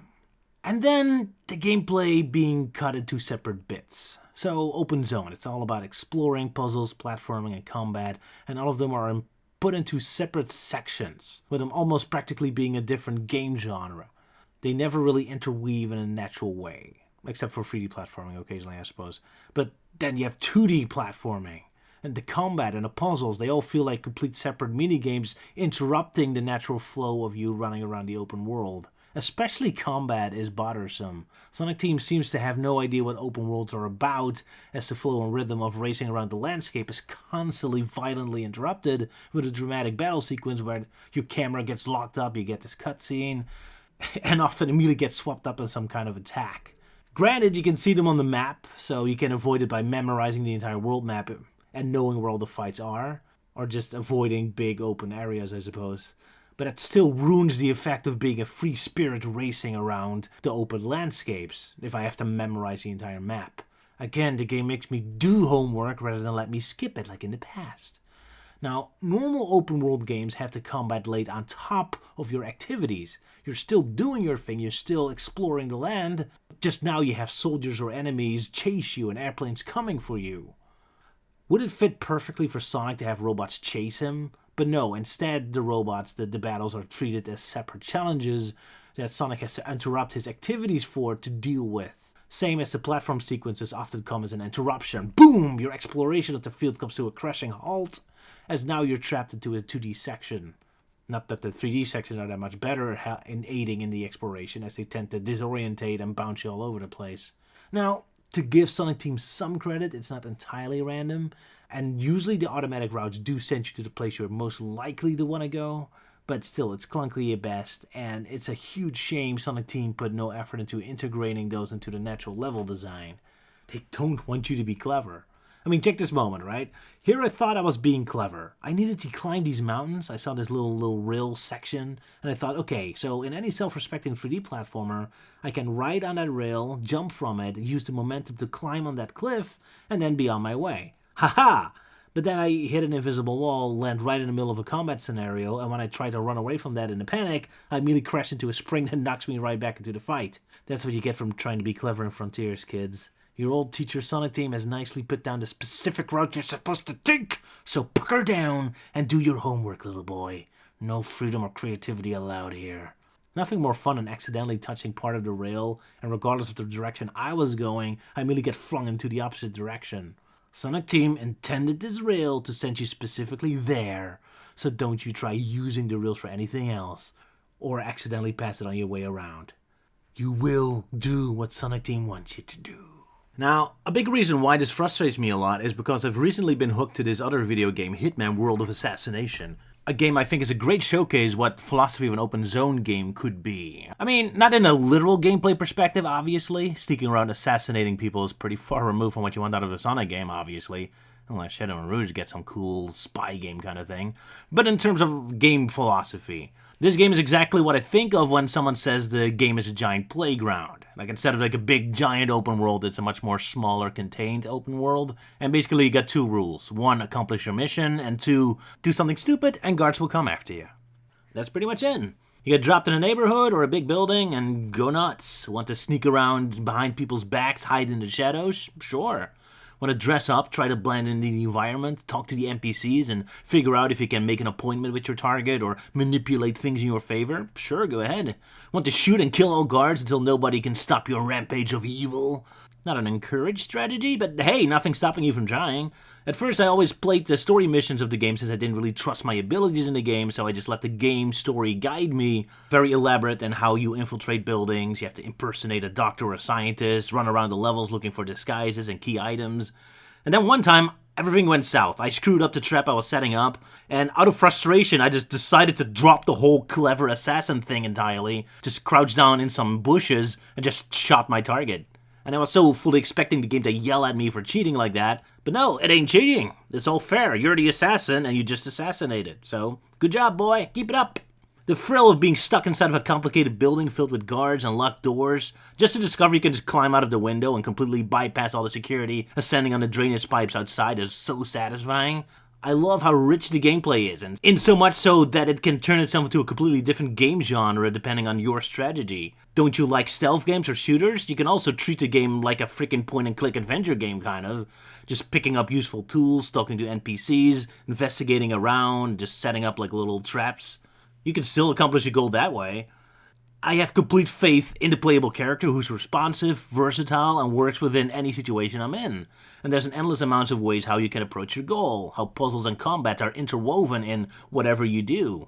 And it's this kind of richness that makes it such a slap in the face for me to get back into Sonic Frontiers, where, despite Sonic Team claiming this is a playground, it allows me no such fun. Sonic's stiff as a board, creativity is discouraged, its gameplay components are awkwardly placed, they always get into each other's way instead of cleverly interweave into each other. It's a real shame. And then we see the new upcoming Bubsy 4D game, which immediately seems to get the whole damn point that Sonic should be reaching. And it has Bubsy rolling around and flipping and climbing all over the place like a champ. Such a shame. Why does everyone get it except for Sonic Team? I mean, I guess I can't be too upset about Sonic failing to get this point. I still have Spark the Electric Gesture or Penny's Breakout or Roaring Rascal here to scratch that itch, but it's still endlessly baffling to me that the OG character just keeps tripping over his own feet as Sonic Team is just too terrified of giving the audience any level of freedom. They only know how to solve problems by just eliminating everything until you just get this very naked, stiff, sterile game left. And again, I gotta give credit to Shadow Generations here for, while it's reducing the amount of activities and gameplay styles available in the open world, it at least treats it properly like an open world and allows the elements here to mostly seamlessly interweave with each other. I mean, it feels embarrassing complimenting it since I played hundreds of games that do the same general thing. But hey, with Sonic, we gotta be thankful when Sonic Team accomplished the bare minimum and the obvious. Even that's a rare occurrence sometimes. Sonic's a naughty boy, a rebel, a menace. Just making him run for the sake of speed is missing the point, I feel. It comes at the cost of Sonic feeling agile and free. And naughty. I want to feel free, be agile, and feel like I'm causing trouble, either in a literal sense or in a level design technical sense. And turning Sonic into just a speed simulator removes that sense of rebellion, and now it's just a flat Simon Says series of predetermined stunts. Mindless spectacle. And to add insult to injury, even on the spectacle level it fails. I mean, Sonic and the Secret Rings is just as guilty of being a hyper-linear game of pre-scripted set pieces, like a mindless roller coaster, but at least that game understands it's a spectacle roller coaster and lays it out on thick with endless set pieces. Indiana Jones death traps, dinosaurs chasing you, pirate battles. What spectacle do I get out of the cyberspace levels? I go fast? Speed means little in a surreal abstract location where there's no logic. Spectacle? Oh wow, Sonic hits the spring. Man, that shit happened in the Sega Game Gear games. Think I'm still impressed? Pride in hitting all my marks in time and setting a perfect high score? I just feel like a rat in a laboratory pressing the button for a treat. I get no satisfaction in dancing to Sonic Team's tunes. Now, freedom is often an illusion. I feel Sonic Unleashed for the Wii games gives me a ton of freedom, but that's all fake. There's nothing really to these open spaces. And yet, just that touch of having big open spaces to run through with multiple pathways. Just the attempt to make it resemble a real location with some actual body to it, with some actual punch to it that I'm running through, gives me that sense of rebellion and naughty boyness that I crave. So that game scores higher for me than Sonic Colors that never really lets you venture out of your claustrophobic corridor you're trapped in, despite all the huge vistas.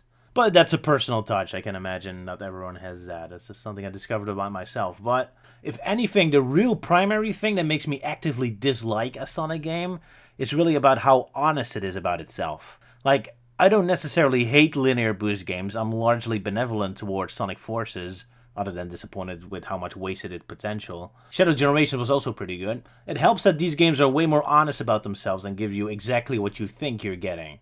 Like, I spent a long time explaining why I think Sonic Colors is always tricking me into thinking it's a different game than it really is, and I've never forgiven it for that. And Sonic Frontiers commits the same crime, overlaying its automated on-rails gameplay on top of what seems to be a legit 3D platformer, or open world. It makes it feel like a betrayal when the game punished me for engaging with the 3D platforming or the exploration. The open world always feels uncomfortable, claustrophobic, and treacherous to me because it implies way more freedom and fun than it's ever comfortable in giving me. So, the question is what the next main Sonic game is gonna be. Are we gonna following in Shadow Generation's footsteps with a more fluent overworld and smoother boost stages? Or was that just a throwback to the adventure games, and will the next game double down on Sonic Frontiers-isms? Or heck, will the next game not follow up on anything at all and just be a standalone clusterfuck like Sonic Lost World was? I don't know. Time will tell.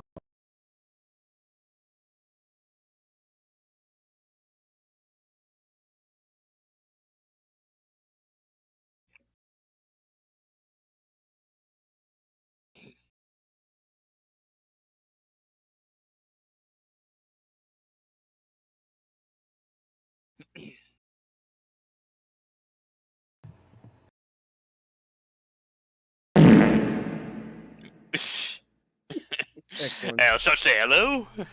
Ah, that's odd. Quite interesting. Stopped early. Huh. No, Oh. it was the time, right? It was the 32. Yeah. I just put a bit of an extra animation at the end, but oh well. But yeah, there it was. So it's a very rough video. I did have to rush it and made some mistakes, so I'm not too proud of it. But I hope I made the general case clear, I suppose. Well, I noticed one thing, like the whole, like, oh, you know, Sega restricting your creativity to move around the levels and whatnot. I'm honestly surprised you didn't use the bridge from the third island as an example, because that just kind of perfectly sums it up. Like, okay, there's a bridge slanted, so okay, I'll, you know, rush up and try and get to the other island, but then nope, there's an invisible wall. Yeah, and I play through the rest of the level, then oh, now it tells me to go to the bridge. Okay, well, couldn't you put down like a freaking barrier in front of it to better give me an idea? Like, okay, I can't access this part yet. That was the best example, yeah. Especially since the bridge is at an angle, so you think, oh, Sonic can use the momentum to jump past. But yeah, no, sorry, I couldn't find it. Or like I said, the video's kind of rushed, so I had to get quick footage.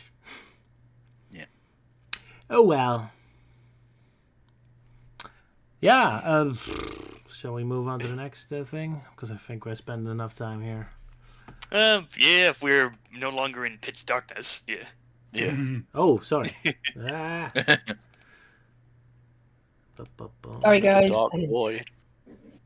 There we Hello, go. darkness, my old friend. Indeed. Right, so Elise wanted to go as last, so it's Luke's turn if he's still there and didn't fall asleep Yes. because of my boring video. Yeah.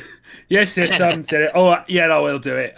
Because as this year marks the 40th anniversary of Super Mario Brothers, originally I was starting to write up a script for a video I was going to do, like where I talk about my personal history of Mario and all the Mario platformers that I played. And surprisingly, we decided to do, let's do all these discussions about things. So I decided to use the script from what I've been doing, so far for this discussion. But I decided to trim it down a bit. So it's not really a dissected video per se. It's more just me rambling about my love of Mario, like just the first few years of me playing Mario platformers. It's just mainly me gushing about my fanboyism for Mario. Fair enough.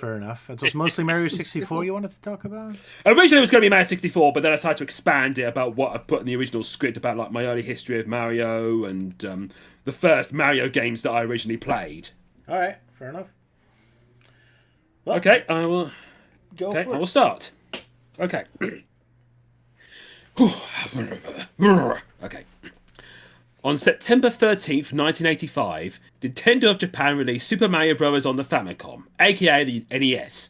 Europeans didn't get it until a few years later, but that game revolutionized console platformers at the time. Mario is previously known in Donkey Kong and Mario Bros. In the arcades, but this is where you get a proper platforming adventure involving a mustachioed plumber travelling colourful worlds and dark underground realms to rescue a princess from a fire-breathing monster. The game cemented Mario as a huge video game mascot with many friends like Luigi and Yoshi and enemies like Bowser and Wario. This year marks the 40th anniversary of the franchise, spanning cartoons, spin-offs, toys and 2 movies, 3 if you count the OVA, with another one well on the way. I have a personal history of Mario, as even though the Sonic Dissected series depicted me as a Sonic fan, in reality I'm actually a Nintendo and Mario fanboy. How dare When I you. grew up... Yes, I'm showing my true colours now. When I grew up in the 90s during the 16-bit console war, I was always on Team Mario. If you were to present me a Mario game and a Sonic game, I would choose the Mario game, every time. Mario holds a special place in my heart and grew up with him. I guess unlike most video game heroes, you're just a guy in red and blue overalls with a silly moustache. The worlds he explores are magical and the music is simply unforgettable. It's hard to remember my earliest memory of Mario. I never owned a Nintendo console until the late 90s. I used to beg my parents all the time for a Nintendo console, but they were seen as an expensive luxury, and I was more into Lego sets at the time. I was introduced to Super Mario Bros. Via the cartoons. I guess I could talk about the infamous live-action Mario Bros. Movie that I saw with my dad in '93. I didn't expect it to be so scary and gritty set in a dystopian alternate universe. The setting and ideas are interesting, but it's a shame they had it tied to Super Mario Bros. Bear in mind, my only knowledge of Super Mario Bros. At the time was from the cartoons. I did find it odd that Luigi was clean-shaven and King Koopa had a human form, so I thought it was like an origin story and how he turned into a monster. I remember being terrified when he jumps out at the end, as well as the woman turning into a skeleton. The portal sequence was really trippy as well. It was an interesting, dark and strange take on Mario, but yeah, this is not Mario, apart from Mario himself played by Bob Hoskins. I do remember owning some Mario merch, like a sliding puzzle on a toy can.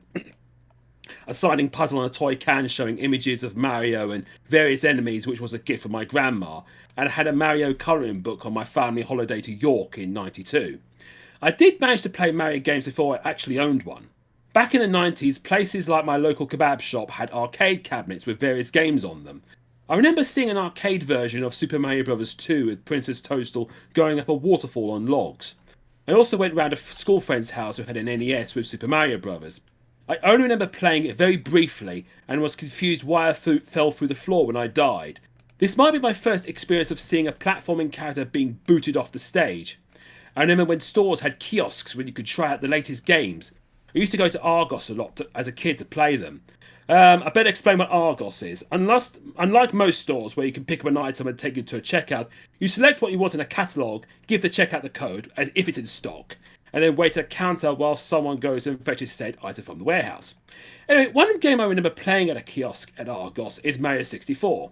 I thought it was cool seeing Mario in full 3D running around a huge castle and jumping to paintings to take you to other worlds. I only briefly played Cool Cool Mountain, and I tried to get into the little house, only to slide down the slope. In '98, I was on a school trip to the Natural History Museum in London, and a friend sitting next to me on the coach had with him Kirby's Dream Land on the Game Boy. I got to have a go and had so much fun with it. That's when I decided it was time to get one for myself. So after my 12th birthday, I went to Argos with my birthday money and obtained an original Game Boy with Super Mario Land 1 and 2 that came in this travel case. I tried out Super Mario Land first, which was my very first Mario game. The game takes place in Sarasa Land, not the Mushroom Kingdom, and you have to rescue Princess Daisy. Now, as a kid, I thought Peach and Daisy were the same princess, as the cover and manual made her look like exactly like Peach, and I thought Sarasa Land was like her holiday home or something. The movie also made that mistake too by naming Princess Toadstool Daisy. I like how all the levels are based on locations around the world, like Egypt, Easter Island and Japan. I think the second world was based on the Bermuda Triangle, but whether the idea is set in Atlantis. I do like how you control a submarine and a plane in some levels, and I still remember the overworld theme and the bosses making sounds like a sheep as you hit them. One thing I didn't like about the game as a kid was that it was very difficult, so you could die very easily and the game doesn't save. So when it's game over, you have to start from the very beginning. It's what games were back then. The game itself is quite short with 12 levels, so they would have to make it difficult. Also, the tiny sprites on a monochromatic screen that becomes blurry as you move does make it hard to see. It took me a very long time, but I did finally beat it, as of last year. You see, I have the game on the 3DS and I played it on the Switch's Game Boy Online service, and I got to beat it. So I applied it to my original copy of the game, and I've managed to beat it. The key is to get as many lives as possible, allowing you to try difficult areas over and over until you beat it. Remember where all the secret pipes are that have rooms full of coins, and always go for the top exit so you can nab more lives in the bonus game. All in all, this is a great classic game and a great way of how they can create a handheld spin-off of a video game legend. But it was its sequel that I enjoyed more. Super Mario Land 2 6 Golden Coins. I remember the advert showing Wario's ugly face saying, "Obey Wario, destroy Mario," whilst green goo dribbles from his mouth. I think I was really terrified of it. Mario Land 2 was an absolute marvel. Great visuals, amazing music, you can go anywhere and you can save. I enjoyed using the bunny ears so you can platform jump more easily, and of course it can be pretty tough. You can select easy mode by pressing select on the file select screen. It's interesting you can choose any area you like, and Wario's Castle was really hard as well. I think Mario Land 2 has one of my favourite final boss fights. Wario is basically evil Mario, and such he can use the same power-ups and abilities against you, including Bunny Wario and Fire Wario. I really like boss fights where you can fight an evil version of yourself, especially if it's the final boss like Dark Link in Zelda 2, or the SAX and Dark Samus in the Metroid games. Also, I think this was the very first video game I remember beating and seeing the credits roll as Wario's Castle transforms back into Mario's Castle. Then, later that year, we got our first Windows PC, and as my local library was renting out CD-ROMs, I rented out Mario's Missing and Mario's Time Machine. I didn't think they were that bad, as I liked educational games as a kid. One final thing about Mario in '98 is that my mum knitted me a jumper for Christmas with Mario on it. But I didn't play another Mario game until 2000. I was in Toys R Us picking up a copy of Pokemon Blue and a link cable for my 14th birthday, and I saw they were selling N64s for £100. For years I tried to save up for one, and trying to get over £100 was hard. So after my birthday I went to Index, which is exactly the same as Argos, not around anymore, with my birthday money, and picked up an N64 with Super Mario 64, my very first main console, not counting the TV boy I had for Christmas in '97. Playing this game was like a whole new experience. Right from the very start when you hear, "It's a Mario," and you see his mug on the screen whilst the main theme is playing, it's awesome you can distort and pull his rubbery face so you can make a lot of silly faces.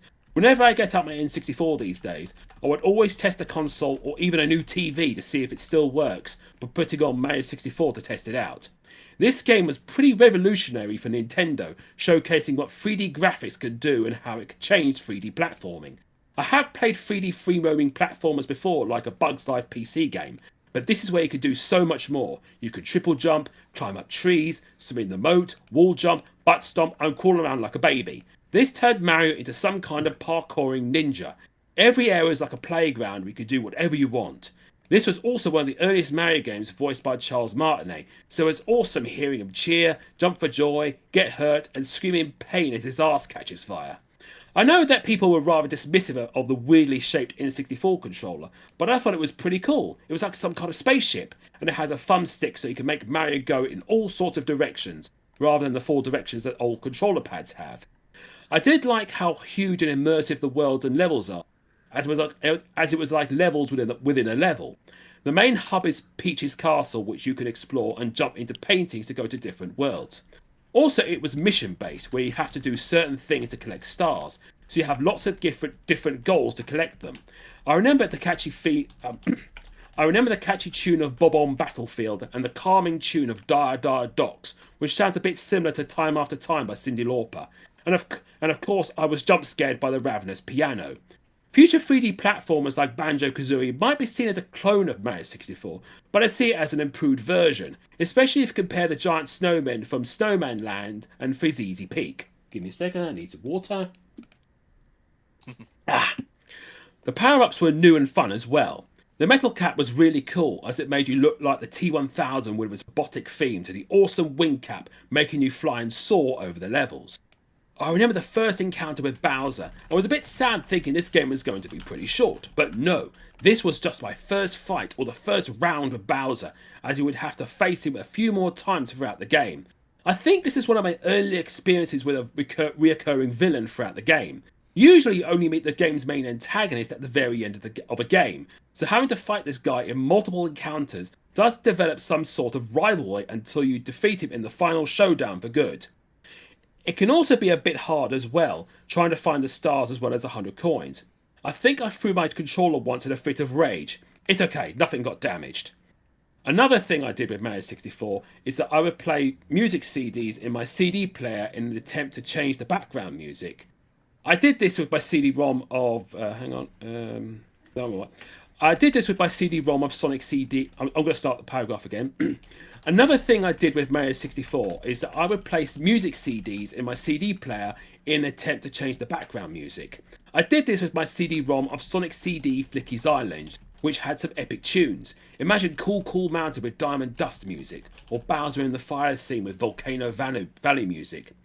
Before the Mario Galaxy games, I will always cherish this one as one of my all-time favourite Mario games, with beautiful music and amazing worlds to explore. This took the Portally Plumber in a totally brand new direction. I did eventually get to play a version of the original Super Mario Bros. After Christmas 2000, where I'd used my birthday money to pick up Mario Bros. DX on the Game Boy Color.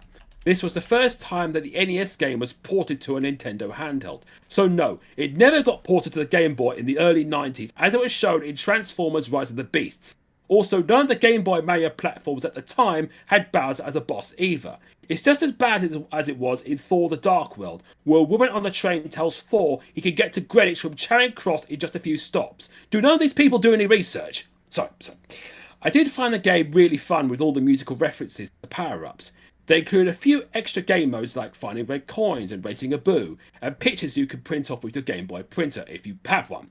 This game also had level maps, and you could save your progress. It was interesting to see how this game laid the groundwork for many of its popular sequels. Also, this game took me years to beat, as on the final level, I couldn't get past this one Hammer Bros before Bowser, but I eventually beaten him. This game also had some hidden level skips if you know where the secret warp pipes are. And that's where I'll be ending it. And I just want to leave a question for you guys, and of course the chat, is what is your first experience of Mario? Like, what was your first Mario game? All right, thank you, Luke. Wonderful. I do believe Mario 3 is the first video game I ever played, and I had no idea how controllers work. I still remember, like, literally pressing one button at the same time. So, like, okay, walk. Okay, now jump. Okay, now walk. I couldn't even jump forward. I was too stupid to figure that out. Mario 64 on DS. Oh, that was your first? DS remake. Hey, but what was that about Mario 2 for the arcade? I never heard of that. What? Well, sometimes back in those days they would make arcade versions of NES games. Like they made an arcade version of Super Mario Brothers, and I saw an arcade version of Super Mario Brothers 2. Huh, Oh yeah, I've never seen heard some of of that. those. Yeah. But then again, we didn't have a lot of arcades over here, Roger. So No, they yeah. were illegal in the Netherlands. The only thing we had, like at those fish and chips places, they had like pinball machines, but that's about it, or gambling machines. Yeah. Which is ironic because they didn't had arcades over here because of gambling rules. Yet they had gambling machines at fish and chips places. Does that make any sense? No, not at all. Yeah, Sylvia, what's your first Mario game? Good question. I think it was the I'm not entirely sure it would be either one. It's either from the Super Nintendo, the Super Mario World, to say it correctly, or Mario Paint. Maybe it was just both because Mario it came Paint out is your around the first same one. time. So, Immediately go for the obscure ones, eh? not really obscure, but Yeah, like especially since nowadays it's on the Switch Online. Yeah, fair. yeah. But I think I had more like exciting memories from Mario Paint. I was more excited playing that than playing the Mario game, the other Mario game. So yeah, so when that's kind of funny thing. When we were at a friend's place, he was playing what's it called the building game that you can make your own levels with, but Mario. Mario Maker? Mario Maker, yeah. And then apparently in Mario Maker, they had this boss fight in it that was also from Mario Paint and the music and everything. It was the one with the swatting a fly. Yeah. And that just felt so nostalgic to see. I didn't play it myself. I saw my friend play it, but just like, that fly was creepy as fuck when I was little. Like, oh shit, that looks creepy. Funny enough, AVGN just released an episode where he plays Mario Paint with Guar. Guar? Oh yeah. Yeah, Metal band. The band. that was definitely the first time I heard of Guar or whatever. I heard it from Beavis and Bud at first. But yeah, aside from that, I also kind of find it amusing that like the hand with the fly swatter, like that actually became like an assist trophy in Smash Brothers Ultimate. Oh, yeah. Yeah. So who's next? I guess I could go. So my first Mario game is I don't know. I feel like it's a toss-up between either Super Mario 64 or Super Mario Brothers Deluxe, which is basically like a Game Boy Color port of the original Mario game, plus the original Mario 2, which was like, I've heard that one version is a lot easier compared to like the hard as nails original version. But yeah, it's just those two that always come to mind. Obviously, I definitely have a memories of Mario 64, just jumping around, having fun stuff. Yeah, definitely one of my because I always talk about Crash and Banjo-Kazooie and Spyro the Dragon, my holy trinity of 3D platformers. But even so, yeah, Mario 64 was also a part of there. Yeah. So I guess it's a quad trilogy of sorts. Yeah. Luke, I have a question for you. Since you like Mario 64 so much, you know that there's so many mods out there that they put all new levels in Mario 64? You check those out? I recently saw this mod on Only Plays, which like makes it very hard, but also very violent as well. Like you can make the toads explode in one punch, and apparently when you fight King Bob-omb, he just picks you up. It gets smaller and smaller, and he picks you up and just chucks you right into a wall and killing you. Yeah, there's so many mods for that game. I think the only one I played was Super Cream 64, because of course, like, it's Cream the Rabbit, but get to play through that in Mario 64. And there is sort of a Sonic themed story, but the one thing I found interesting in that version is that there's a hover ability which can really break the game with certain challenges. Oh, really? Like what? Oh yeah, there's like there's this trick where you can like wall jump, hover, wall jump, hover. Like, yeah, if you do that, then some challenges are completely broken now. It's like, yeah, no problem now. That Cream always cheating. She's so precious.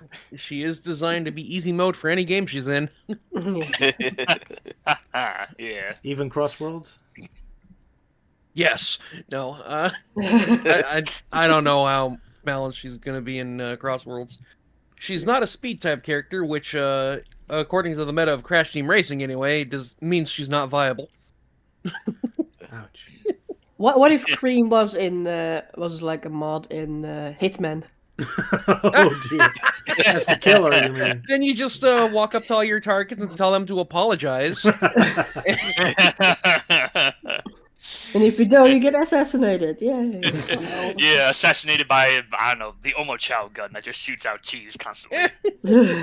Almost no good. Throw the cheese. One of the best attacks in Hitman Oh, is dear. just throw items at your opponent, so she could just chuck cheese right into their face and just knock them out right there. Dunk. Yeah, like Chuck and Cheese. Like, yeah, now I'm just thinking, like, oh yeah, a Wallace and Gromit mod where Wallace is just throwing cheese. Taste the wrath of my Wensleydale, bitch! Perfect. I don't think he would throw cheese. He would think it's a waste. Nah, So he that- starts throwing Oh, them yeah. and starts chasing them because he wants his cheese back. Alright. No, he'd be throwing Gromit instead, yeah. No. I remember this scene in the Avengers Most Foul where like Wallace made this device cackling like a maniac. I think he was like shooting boots or something. I vaguely remember that. Yeah. Yeah, I know there was a video game called like Project Zoo where it was like a Wallace and Gromit running around. Yeah. No, this is the new series, the new movie that came out last year. Oh yeah. Yes. Oh yeah, that one, the Norbot. Yeah, now I remember. Yeah, not bad. Yeah, Norbot. I'm quite surprised with how the current voice for Wallace has definitely gotten better. Because, like, I think the first time he did him was, like, or at least what I remember, was a Telltale game.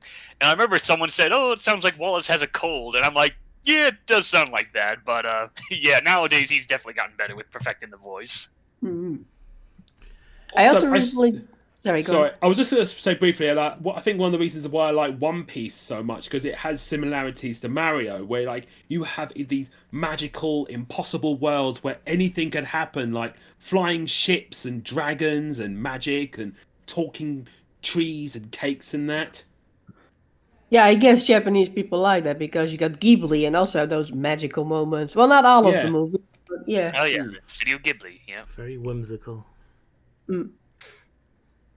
Feast for the eyes, yeah. Euan, what is your thoughts about Mario? I haven't heard you at all yet. Why are you What was even your here? first game? Well, I suppose the first Mario game I ever played was Super Mario Brothers for the NES. As I knew a few friends who owned like an NES console, and that was kind of a rarity in a way because like the UK was definitely more into Sega as opposed to Nintendo due to the botch up of its release. I mean, I got to play a few levels with it. Didn't get too far, obviously. In terms of the first Mario game I owned was for the Game Boy, and I believe it was Super Mario Land 2, which Brilliant. I was able to, which I managed to beat after maybe over a year at this point. It was definitely more sort of like an on and off sort of game, so I wasn't always going straight back to it sort of thing, or like it took me literally over a year of non-stop playing just to actually beat Wario. Definitely Yeah. nothing like that. But I suppose in terms of like my first like home console sort of Mario game was Super Mario 64. Yeah. So yeah, almost the same as with Luke in some ways, You're so alike. Aw, because we're Brits. Yeah. I guess you are. Alrighty. But what's your Next favorite up, style of Mario? 2D or 3D? Or the mix like a Mario 3D Land? I like a combination of 2D and 3D. I mean, my favourite 2D Mario games would be Mario Land 2, followed by Super Mario Bros. 3, and my favourite 3D Mario games, would be the Mario Galaxy games and 64. Alrighty. Well, good Yeah, I news for guess you like with all the a- Mario Galaxy re-releases. What's up, Melty? Sorry? Oh yeah, I was about to say, yeah, like combination of Mario 2 and I guess one that I really liked the most was Mario Odyssey. It just kind of felt like, Yeah. definitely improvement of Mario 64, like, free roaming, running around, and yeah, there's stuff to collect, but, you don't get booted to the main hub anymore. It's just, just collect as how many you feel like it, yeah. And I do like it could be anything with Cappy. Yeah. That's a neat trick, yeah. Yeah. Then, of course, gotta give some love to the Luigi's Mansion games. I always Oh, enjoyed yeah. playing that on the GameCube, yeah. Fair enough. I would Yeah, like to enjoy Luigi's Mansions, but I never liked the controls. Which version? The original or 3DS remake? I think it was the second Luigi's Mansion I played, and it was like I got to the first boss, but the controls were fighting me so hard that I just quit playing it because I got so sick of it. Like, you have to suck, you have to walk, you have to suck, like the whole combination of it, like, and the controls too. I don't know. I just there. So I guess, But I like the story. I like the art style. I like the music. I like everything of it except for the controls. It's like, piss off. So it's, yeah, you said Luigi's Mansion 2, so I guess you just played the sequel and not like the first game or whatnot. No, I never played the first one. We don't I have guess it, I think. So. I guess you could say that the controls suck. Yeah, I will admit the controls are a bit awkward when playing on the 3DS version. I know it got ported to Switch, which is kind of hilarious because, like, you know, everywhere else in the world, it's game called Luigi's Mansion 2, but in the US, for some reason, it's called Luigi's Mansion Dark Moon. And then when they brought the game over to the Switch, and they're like, fuck it, we're calling it Luigi's Mansion 2 everywhere. I do remember one frustrating moment in Luigi's Mansion 3 with this boss fight. I can't remember what it was called. I think it was like a mechanic or something. And this huge like tank of water. And I think you have to like, I just can't really remember what you had to do in it. But I remember being very frustrated with that boss fight. Mm. So, anyone has any love for New Super Mario Bros? I remember playing the Wii version a lot, and played a bit of the DS version. Yeah, and then the others. Well, okay, I remember playing 2. That was like, oh yeah, the Return of the Raccoon Suit and whatnot, and so many gold coins to collect. Yeah, and then the Wii U game, I only played a little bit of it, and I think at that point I was just like, same old, same old. Yeah. Yeah, I mean, I couldn't really get into it. I only played like the one on the DS and the Wii. I just felt that they were all a bit samey, just like adding a new animal power up or something. Yeah, it's really distilling Mario to its most naked skeleton form with all the fancy stuff removed. I think it kind of has that same vibe as Sonic 4, which kind of has that very, I don't know, it kind of sort of has that iOS look, if that makes any sense. Yeah, the too plasticky look, yeah. Yeah. I think it was more focused on new players. The new Mario. Yeah. It was also more about multiplayer, I suppose. For the whole family. Yeah, I mean, was it this one? Was it this one that your nephew enjoyed playing? No, that was Mario Wonder Mario, but it's very close to this, yeah. Except with more wacky gimmicks into it. Yeah. But I suppose that is a spiritual New Super Mario Bros. Game, yeah. Yeah, of course, the only difference between those two games is that, you know, the new Super Mario games have, like, console releases and whatnot, unlike Sonic 4, where it's kind of teetering on the edge of lost media right now. Because, like, Wii U shop's gone, 360 shop's gone, and I feel like at this point, the only legal way to play that game is on Steam nowadays. Fair enough. Right, we should about move on, since it's already getting late. Sala needs to leave soon, and poor Elise still has her story to tell, so before everyone's already gone. Well, I still need to say what Mario experience I had, so... Fair enough. Do say so. Yeah. It was the original Mario from the Nintendo 64 when I was really little. I actually had my same... my first game with Mario was the same as my first game with Sonic. It was both Sonic 1 and Mario on the Nintendo 64. Okay. Yeah. So yeah, and I guess I just leaned more towards Sonic. Yeah. And as for me, first Mario game I ever played was Mario World at my friend Tyler Blevins' house. Not that Tyler Blevins, total coincidence. First Mario game I ever owned was Super Mario Brothers for the NES. And I'd say my favorite Mario game is Sunshine. Ooh, Sunshine, very good one. Yeah. Hey, Sunshine, yeah. I remember having fun with that game, especially like just climbing up on tops and using that combo of like, oh, spray in the water, slide, and then jump back up, and then Mario just runs like super fast all of a sudden. That's awesome, yeah. And it was like the Mario games a little more grounded. Unlike Luke, who wants the fancy stuff, I like the more grounded stuff. That's why Luke and me are rivals and enemies of each other. Yeah. And that's why Luke always gets his ideas rejected for a Mario Dissected episode. Yeah, like I'm the Nintendo man, Melty's the Sony man, and Roger's the Sega man. There we go. I Now thought we need Melty was the Archie man. Oh yeah, Archie Sonic Man. Haha. And nobody Well, cares like- about like Xbox. video Meme, game companies. typically. Yeah. Yeah. In terms of video games, yeah, I was definitely grew up on Sony PlayStation from like the olden days of the first PlayStation, back when we didn't have them fancy analog sticks. But then like later, I got a Nintendo 64, mostly thanks to Banjo Kazooie, because like seeing a trailer for that game is like, oh, I want to play this game. It's so awesome, Back in a simpler time in the 90s, yeah. Indeed. Alrighty. Then time for our final dissected for today. Hey. For Elise Lowing. Our famous author for this stream. Thank you. So, what do you have Oh, in plan for us? Okay, well, first I have to say that the book I submitted to for my competition, or for the competition, I am a finalist in. So, Ooh, yeah. congrats. Yay. Yeah, thank you. So, yeah, as for whether I'm going to place or not, that remains to be seen.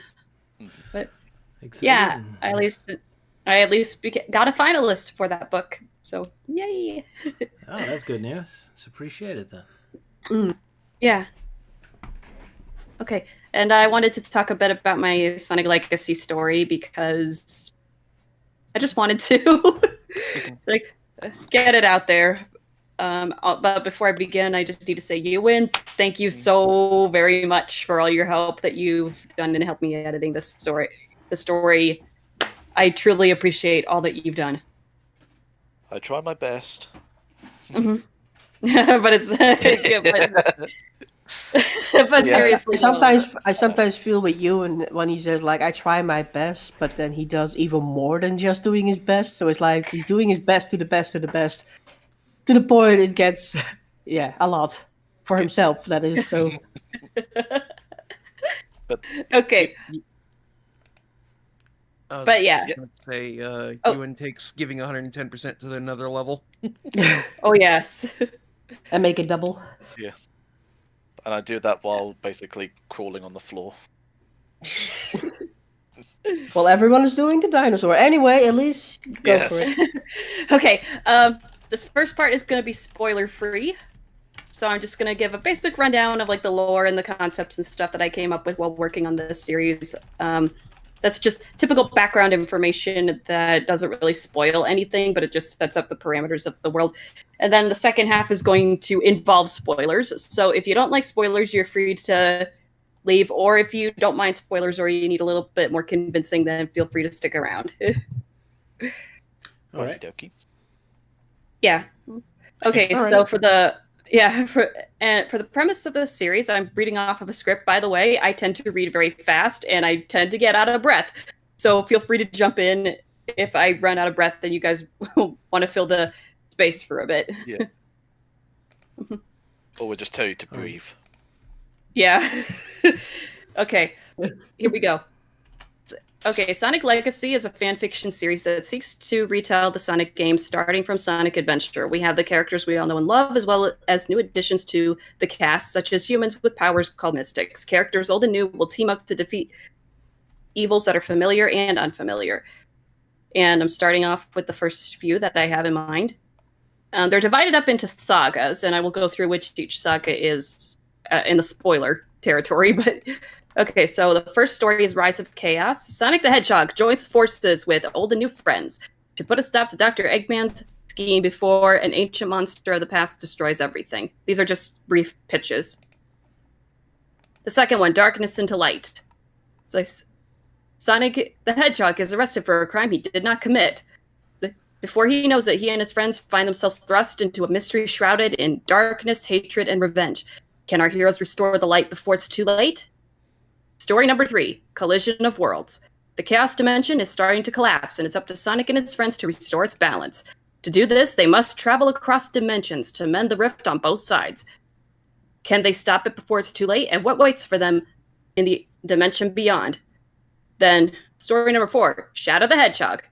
Shadow the Hedgehog struggles to remember his past. When an alien race called the Crimson Arms attacks, Shadow finds himself in the middle of the conflict.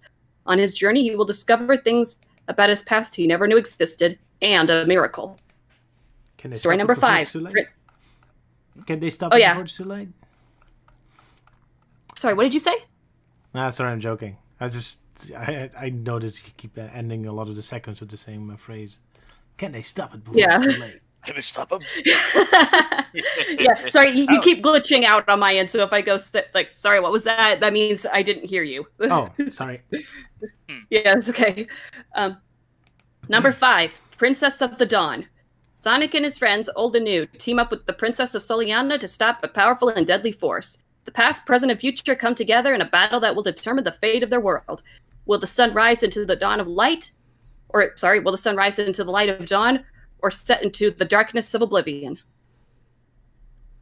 And then the next, number 6, and a lot, Silver the Hedgehog, because of course. It's like dark rifts begin appearing, and Silver the Hedgehog is the only one who can close them. With his friends by his side, he will travel between dimensions to save both of them from destruction, and will discover a destiny beyond anything he could have imagined. Then the last one that I have, which is in another saga, is Secret Rings. Sonic the Hedgehog and Alex the Mystic take an adventure into the Arabian Nights to stop Eraser Jin from erasing the stories. Along the way, their friendship is put to the ultimate test, one that will determine the fate of their very lives. That's all the story pitches I have so far. So, I do have stuff planned for other stories, but that's all the pitches and uncertainties I have up until that point. Okay. Now, to move on, I want to talk about the lore of the series because, oh boy, did I have a field day with this one. Lore is my favorite thing to develop because of how it can interact with story and themes, and it helps lay out the groundwork for how stories can unfold, how characters can grow, what powers they can use, and how they can use... Sorry, I stumbled over my words there. Okay. It's like, and what powers they can use and how they can use them. And to start, I want to talk about the power system. And Sonic in general has a very soft power system. A soft power system is not inherently bad, but Sonic's lack of a solid foundation makes its elements seem like plot contrivances. My goal was to stay true to the nature of the power system in Sonic, while also giving it a bit more structure. To start, there's the foundation of where life comes from. The source of all life in this world is light itself. From light came quintessence, which is known as the primordial element, as it is where all of the other elements come from. And when I say elements, I mean the natural forces the forces of nature.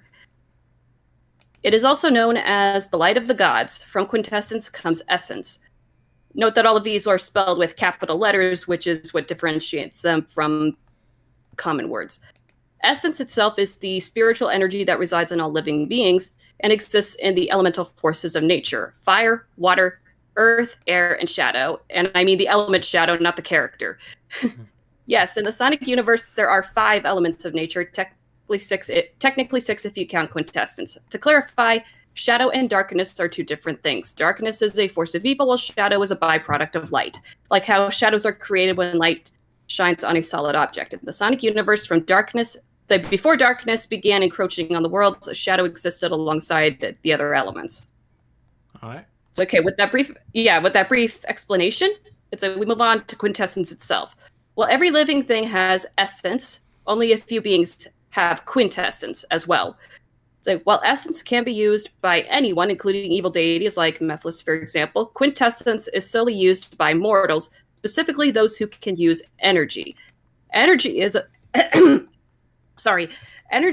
term used to describe the source of power that those with quintessence can use. Those who can use energy are known as inclined. Depending on which dimension a person is from, they are either chaos or soul inclined. So yeah. And I'm talking about the chaos and soul dimensions. So if you're from the chaos dimension, you're chaos inclined. If you're from the soul dimension, you're soul inclined. This leads to those who are chaos and soul inclined. Or soul inclined, sorry. Both of the chaos... Sorry, 1 second. Both the chaos and soul dimensions have humans and animals, as well as anthros and superhumans, known as Mobians and Mystics in the Chaos Dimension. On a symbolic level, they represent the theme in Sonic of nature versus civilization, with animals representing nature and humans representing civilization. The Anthros and Superhumans are the middle ground between each side. with Anthros being the civilization to nature and the superhumans being the nature to civilization.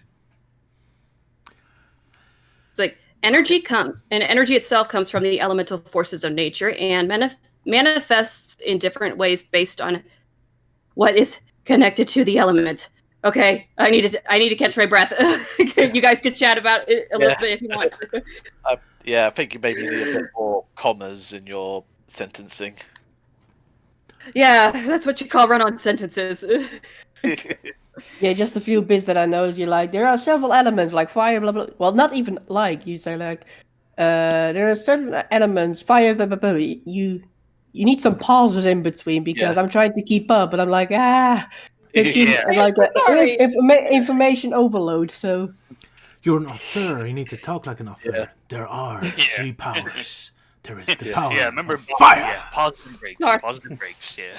Yeah, just try and avoid sounding like William Shatner. I am so sorry. Try to see it as a dance. Da da da da da da da da da da da da da da da. If that makes sense, like a That's probably nerves. Understand. The nerves as well, but I'm just trying to help, like to make it's nerves. breathable. I tend to ramble when I get nervous, so Yeah, understandable. Okay. Also, but carry on. Okay, well, going back to energy coming from the elemental forces of nature, it's like they manifest in different ways based on what is connected to an element. For example, Sonic's speed would be created from the element of air, so he has a strong connection to said element. It's like a Knuckles' strength from the element of earth. So a lot of these powers can be influenced by the individual's personality, such as Sonic's love for freedom and going where the wind takes him, to Tails' love for soaring above the clouds, which is why he can fly. Fair enough. And something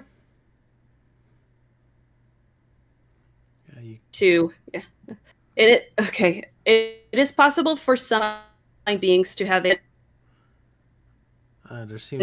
connection to. There seems to be an error at What? the moment. Sorry, we can't hear you very well.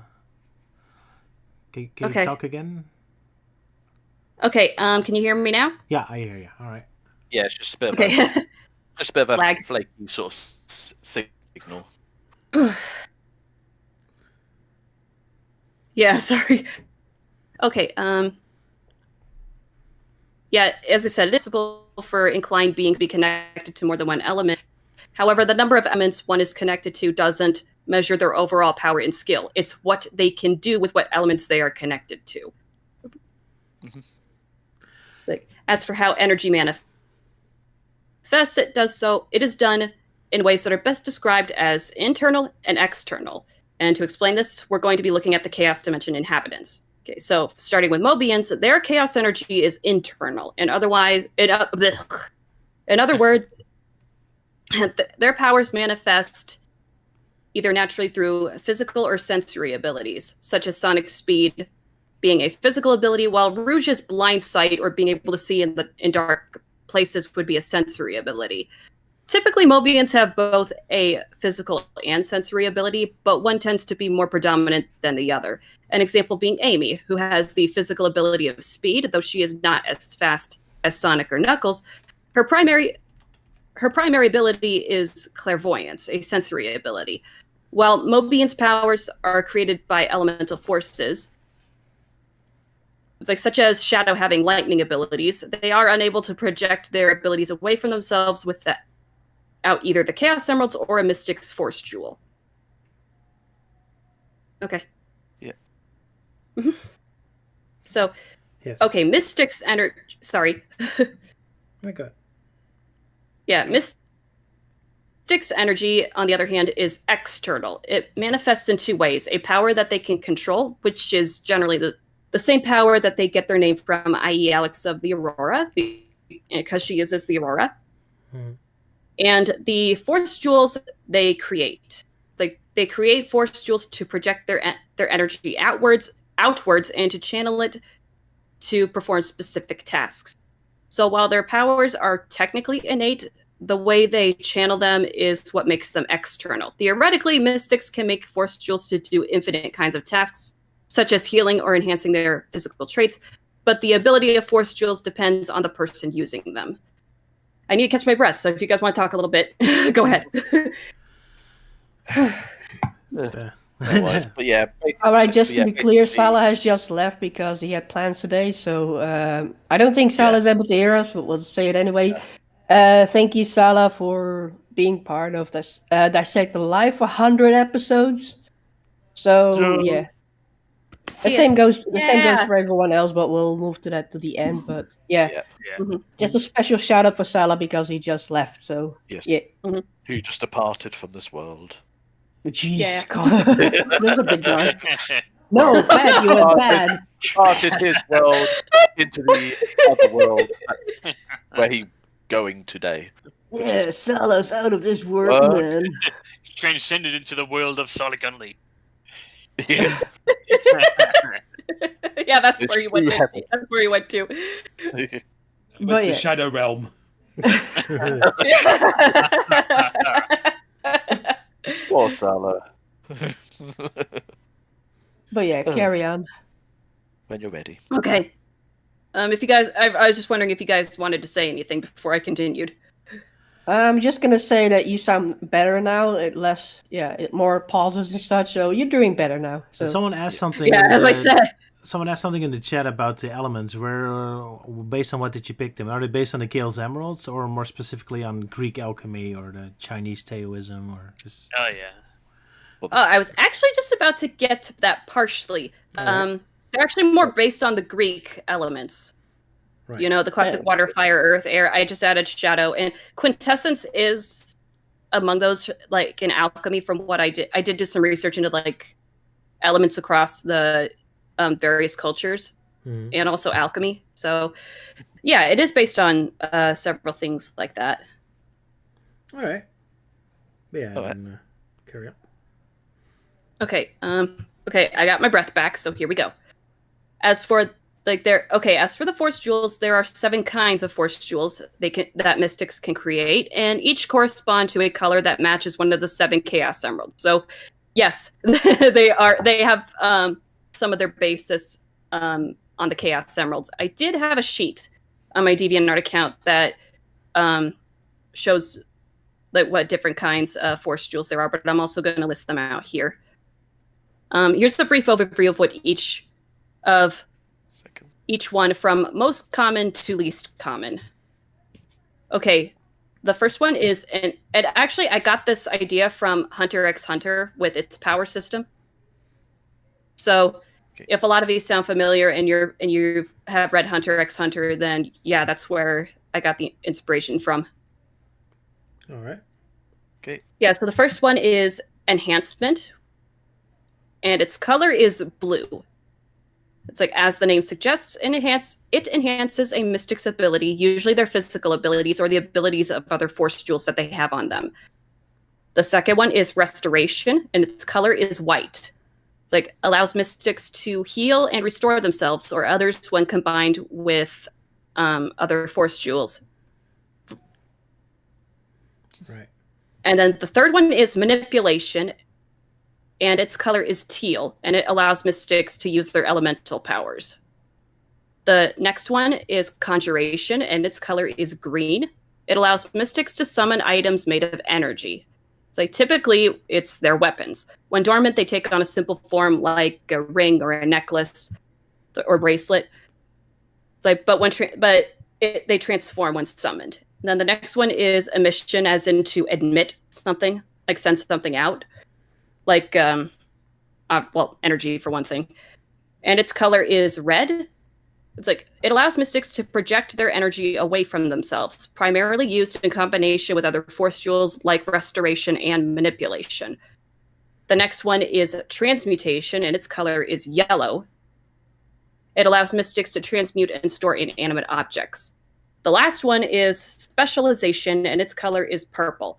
These are force jewels that don't fall under any specific category. They are created for specific purposes and are created as a pure reflection of a mystic's soul. The first 3 are the most common, and pretty much every mystic has them. Conjuration and emission are mostly common, but there are some mystics who choose not to have them for various reasons. transmutation is somewhat rare and is only used to aid in the transportation of big items.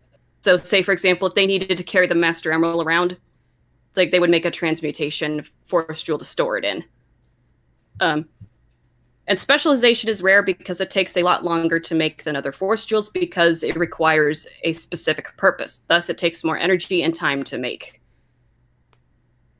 And something that is worth noting is that Mobians can also use force jewels because they are chaos inclined like mystics and can even have force jewels custom made for them. An example being Sonic in Rise of Chaos. He has specialization force jewels made by Alex that give him the ability to run across large bodies of water without sinking. And only he can use them because she made them using his energy, but only mystics can create force jewels.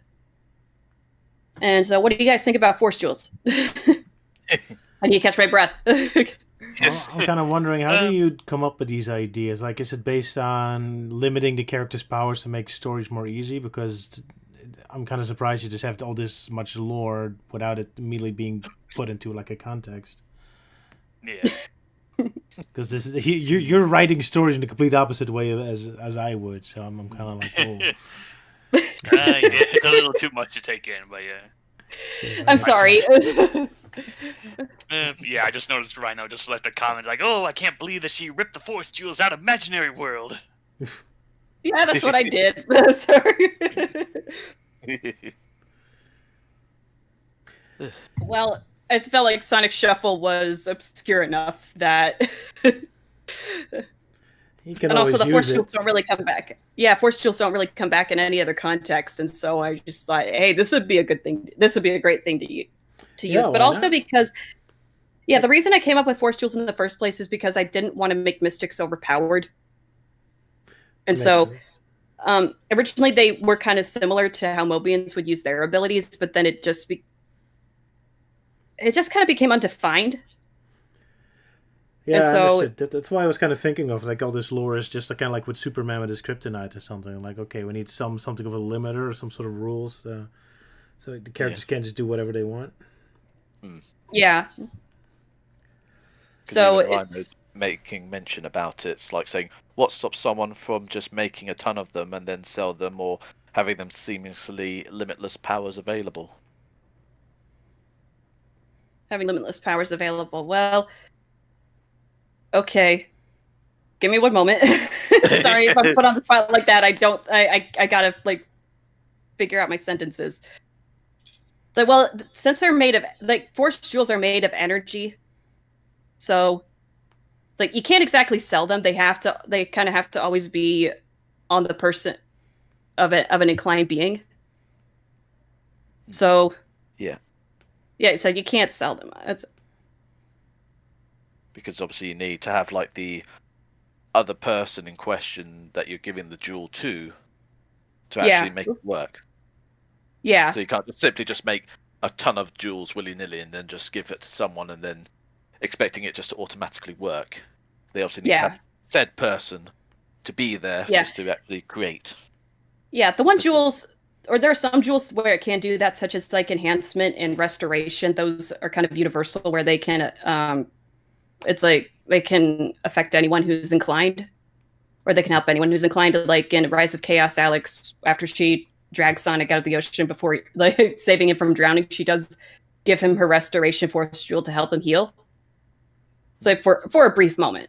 So it's like, but yeah, it's like but yeah, force jewels are made of energy. They're not like regular pieces of jewelry where once you make them, they stick around. They kind of... It's like they have to be attached to an inclined being in order to stay around. And they have to be... For force jewels, since they're made of chaos energy, they have to be within the chaos dimension in order to be around.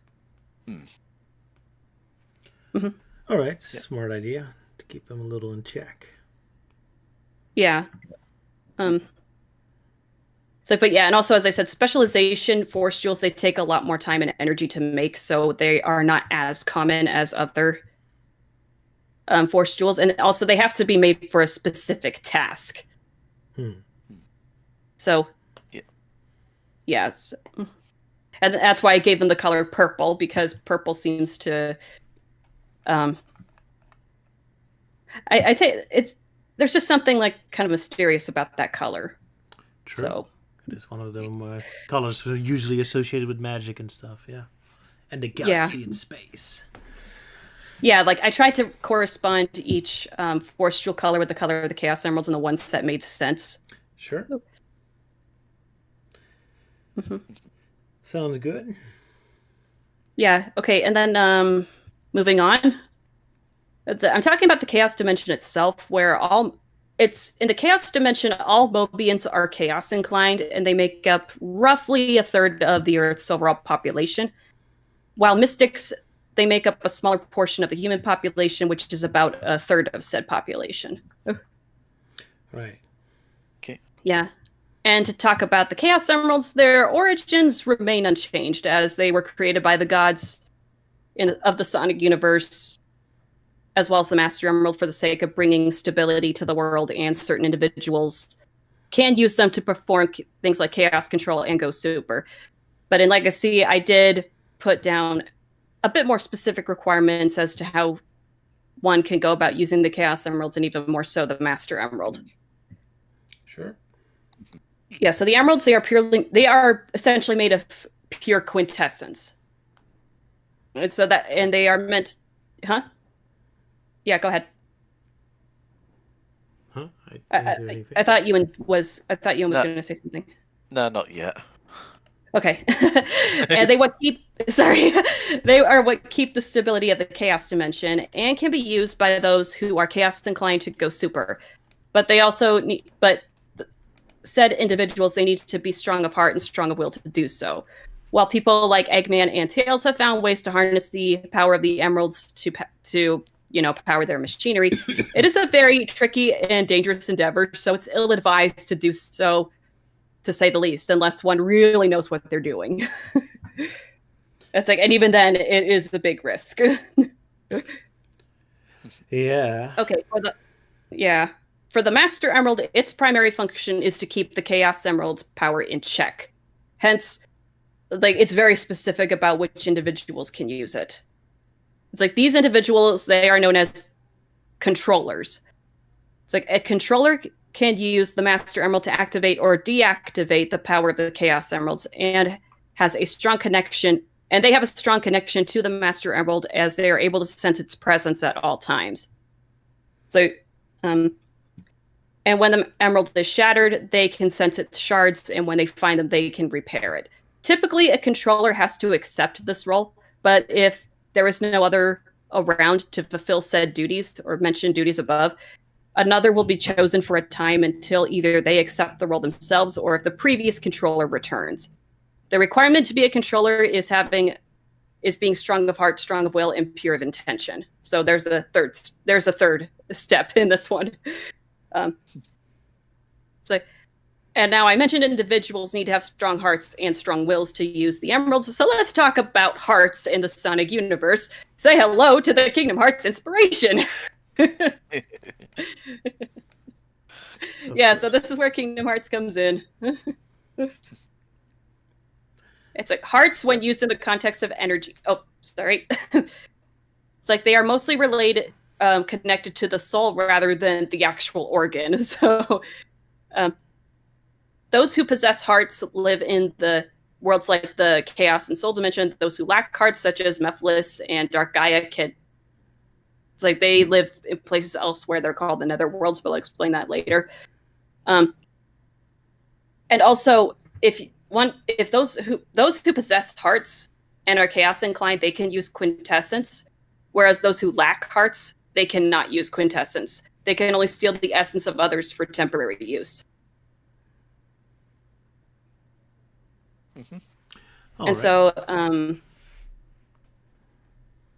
anyone, it's like, and those who possess strong hearts, like so far, I will admit these were kind of rough notes that I did write down.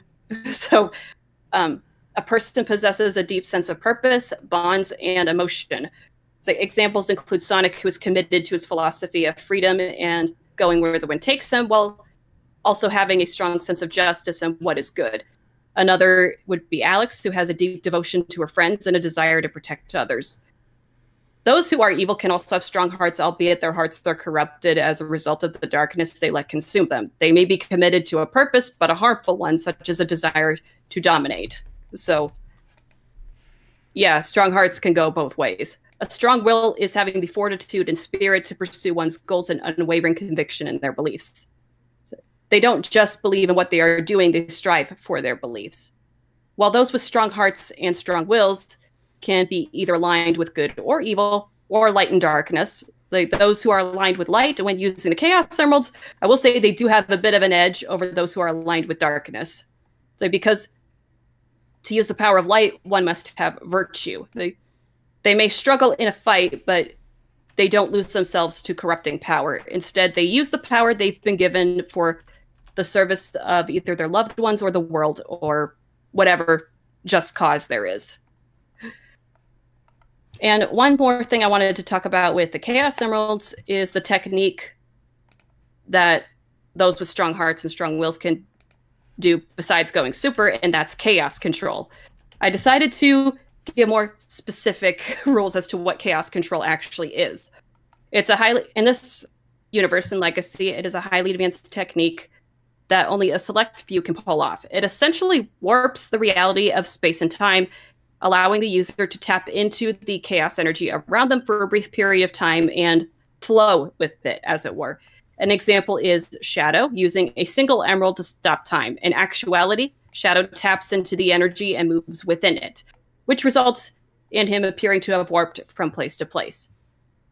To do this, a user needs at least one Chaos Emerald or something that has a comparable power to a Chaos Emerald, such as Tails' artificial Chaos Emerald. However, with an artificial emerald, since it's not a real one, it requires the user's energy to function. Hence, they experience fatigue afterwards, unlike if they used a real emerald. When all 7 emeralds are together and a superpowered being invokes chaos control, its effects are increased tenfold. So that's what I've got for the lore right now, and I'm going to move on to gameplay, but so far I want to hear what you guys think about lore. So boy, did I have a field day with this one. I saw some comment that's interesting, like, is Amy overpowered in your universe and she's the Queen of Hearts? No. She's the most powerful weapon of all, the heart. Mm-hmm. Yeah, no. So she's not the... Oh, well. Oh, yeah, go ahead, Melty. Yeah. Sorry. I don't got much to say, because, yeah, honestly, it was kind of hard to follow up with all the being, like, dumped on, yeah. I'm sorry. It's quite heavy, thick stuff, yeah. Oof. Yeah. Someone in the chat does ask, where does the name Chaos Emerald even come from? I mean, there's like 3 different origins for this game in the games alone. That's true, yeah. That is a very good question. I'd love to say that I have all of the lore figured out, but this is all I've got for now. Yes, I would say she's still trying to stitch it all together. Yeah. The best I can say that for now is that since the world is called the Chaos Dimension, and they use chaos energy, that's where the emeralds get their name from, because they're made of just quintessence in a pure chaos energy form. Oh, I just took it as an excuse to make easier games. It's like, they're just powered by chaos, so they always pop up whatever chaotic stuff is happening, so pretty much wherever Eggman is. So, hey, now they're conveniently always in the gameplay. Yeah. Or hey, since I established that they are gems created by the gods, they do pop up in areas where there is going to be a catastrophe for our heroes to collect them, because only the gods would know that. And the gods in this case, Dark and Light Gaia, so Chippy. Okay, Rhino says, the thing you really need to do is create a flowchart of your world's power systems. Yes, I 100% agree. That's what I've been doing. Yeah, that would definitely. It's just that there's only so much I can convey in a Word document. So. Yeah, put like a chart or like put down like a show Bible or something. Like that's how I was taught when I took film classes. Always put put down a show Bible of who the characters, the worlds, and lay out like the basic structure of certain episodes. Yeah. Mm-hmm. But yeah, sorry, not much technical questions for you. Yeah. We're still No, that's digesting okay. it all. But yeah, Okay. now you're talking about gameplay. What do you mean with gameplay? Are you planning to make games, or because Okay, this is more like if by some miracle or by some freak accident or chance Legacy ever did get made into video games, here's some ideas of how the basic elements would function. Keep in mind, I'm not a hardcore gamer, so I'm just going to be speaking in layman's terms. But also, these are mostly rough ideas, which are subject to change and critique. So, Right. if you guys want to jump in and say anything, then feel free. what kind of But game I genre can see is it going done to be? as. Yeah, Luke. I can see. I was gonna say it being done as like a Sonic RPG because it has a lot of lore put into it. Probably Yes. could be. Yeah. Well, one thing is that the games, for my idea, they would be purely 3D and they would function as RPG with a heavy focus on story. Hence, they would be rather linear with only a few optional side quests, much like in Kingdom Hearts and in the older Sonic games up to Unleashed. Fair enough. Yeah, and here's for the level design. I was thinking how I would divide it up is into what I would just call the hub sections, the level sections, and the boss section. Think of Sonic Adventure and Sonic Next Gen with a dash of Generations and Frontiers thrown in. And when I say a dash, I just really mean like a little sprinkle. Okay. Okay, so for example, there's a hub world where players can interact and immerse themselves and even complete optional quests to level up their characters. While the game can be completed without doing the side quests, they are more optional. The boosts that they would give a character's level and thus the player, they would give a sense of exhilaration. So, yeah. So it's like you can do side quests to level up your character if you want to. It's not required, but if you do, let's just say you could watch your character do some pretty spectacular things. Sure. Rhino, So yeah, the hub world. Yeah. yes, no, so yeah. for Rhino my is asking action-based or turn-based RPG. action-based. Kingdom Hearts, basically. Yeah, hack and slash or something. Like, yeah, it's like yeah, action RPG, not turn-based. Alright. Yeah, but thank you. The levels, they would serve as bridges between story beats. So while they are mostly linear, they would have sections with multiple parts for players to take depending on their skill level. Like how you guys would describe like the upper routes or the lower routes. Where the upper route is kind of the reward route, and the lower route would be the punishment route. Sure. And with different characters, players can experience the levels in various ways depending on which one they play. So yeah, and for the ranking system in levels, it would be determined by time, the number of enemies you defeat, and the number of rings you have collected at the end. The player gains points depending on the enemy that they defeat and at the speed. It's like how much time it took them to defeat the enemy, as well as if they did it in a chain of enemies. Think like Sonic Heroes. Like the more enemies you defeat at a time, the higher your score is. Mm-hmm. And then the lower time, the more enemies you defeat and the more rings you have collected, the higher the score will be. And when characters take damage, they will lose about 20 rings. I took this from Secret Rings, and I believe Sonic and the Black Knight, where when you get hit, you only lose 20 rings. Right. That's it. And they can recover the rings that they've dropped, but only within a short time frame before they flicker out of existence, so to speak. And at the end of levels, there would be a boss fight. These boss fights are determined by time only. The faster a player defeats the boss, the higher the score will be. While some strategy is involved, they would basically be a hack and slash style. It's like characters. So the characters, they are slowed down to accommodate the battle setting arena, but their combat skills are increased. So a trade-off from the levels. Mm-hmm. It's like I mentioned playing as different characters, which would lead me into the different character gameplay styles. But the one thing that they would all have in common is speed. Since it's Sonic, speed is essential. So each character would have their own. They would have their own ability related to speed. Yes. But yeah, before I talk about the characters, what do you guys think of the level design? I'm still kind of figuring out because of the whole upper route, lower route to translate that to Kingdom Hearts. Because now we're making kind of a hybrid of Sonic and Kingdom Hearts, so I'm kind of figuring out how the that levels looks like. Yeah, well, for the levels, I was mostly thinking of like how they would play like in the Sonic Adventure games when you would enter a level. Then it's just a straight linear path, or like when you were in Generations, is that you'd activate the levels, and then when you go into them, then it would just play like a Sonic level. Right.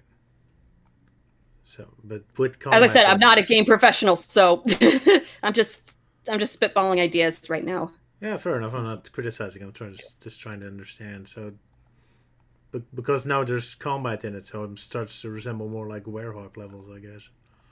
Mm-hmm. But alright, yeah, so sounds good. Mm-hmm. Yeah. Okay, and here's what I have for characters so far. I'm starting with Sonic because, of course. Mm-hmm.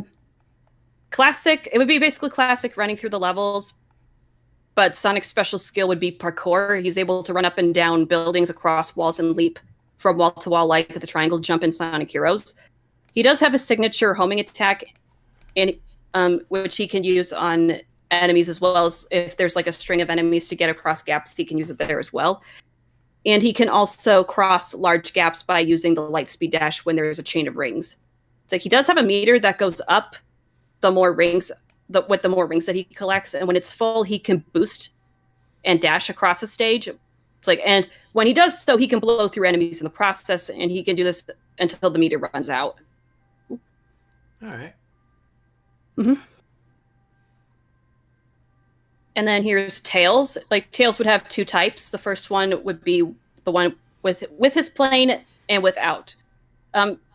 With his plane would just be a handful of levels. For his plane, the objective is straightforward: target enemies, then shoot them down while dodging obstacles in the air.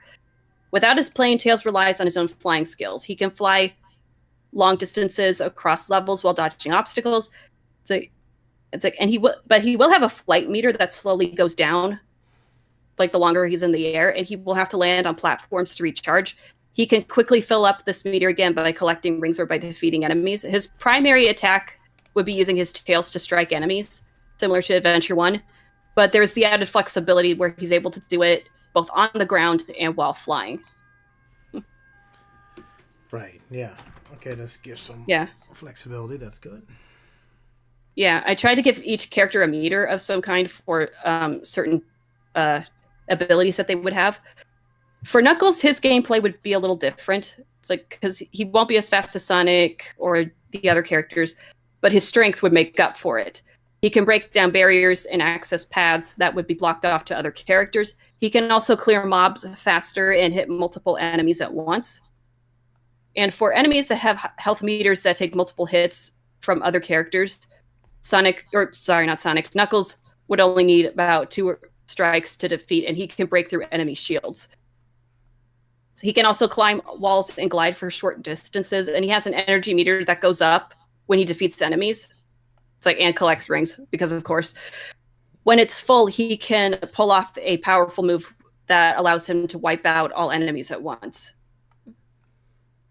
Sort of like the team attack in Sonic Heroes. I was about to say, yeah. All right, cool. Yeah. Now moving on to my character, Alex.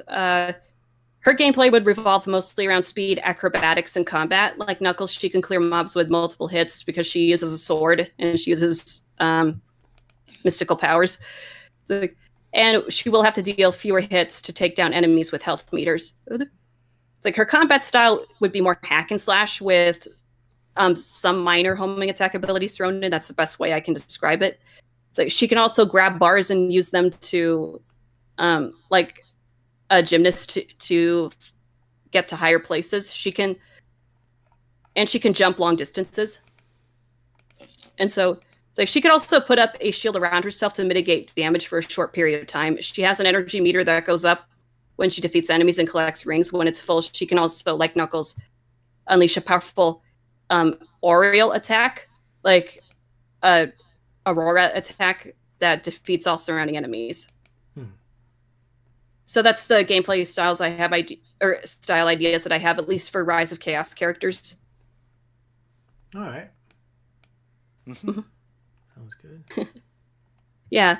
The stories in the games, they would be split up by a single character or a group of characters, depending on what the game is. For example, in Rise of Chaos, the story would be split between the 4 main characters, Sonic, Tails, Knuckles, and Alex.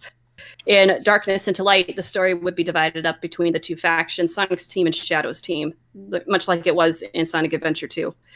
Sometimes a story won't have to split up, but will just switch between characters, such as in Secret Rings, where Sonic and Alex would be the only playable characters, and there would be levels specifically for one or the other. During the first run of the game, the player... here's a little bonus. Like during the first run, the player will play as certain characters tied to specific campaigns that will only access certain levels. But after they beat the game, a feature will unlock, which will allow them to revisit levels in stories that certain characters didn't get to go through. So basically, once they beat the game, then all characters can access the same levels. For example, in Rise of Chaos, Tails went through Windy Valley to find a Chaos Emerald. If this was a game after you beat it, then the player can go back to that level and play as Sonic to get a different experience. In addition, rewards like in other games can be collected in-game to unlock special features like concept art, logs for voice lines in the game, and other bonus stuff. And that's all I have for the time being. For lore and stuff, that's the non-spoiler territory. Alrighty. Yeah, it went a bit over the limit of 30 minutes, but I was like, you know what, this is the last I am so last sorry. subject anyway. It's okay, it's okay.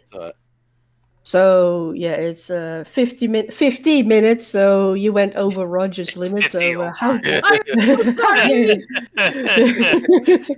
Jeez. Yeah, let me share the DeviantArt page again in the chat so people can go check it out themselves. About Sonic Legacy, a fan work check it by out. Sounds interesting. So you definitely put a lot of work in it, or Elise. Yes. So yeah, boop. With Euan's help. Indeed. Yes, Euan's help. Just to try and make sure like things are balanced enough and not to a point of where people are going to be like I don't particularly like this. So that it won't become chaos. Yeah. As I said, I kind of abandoned all logic limitations and stuff when it came to making games. And like, okay, this is what I would imagine. So, depending on like characters, because I know that games they do have limitations, and I didn't want to make a buggy mess. But it's like I'm not a game maker, so.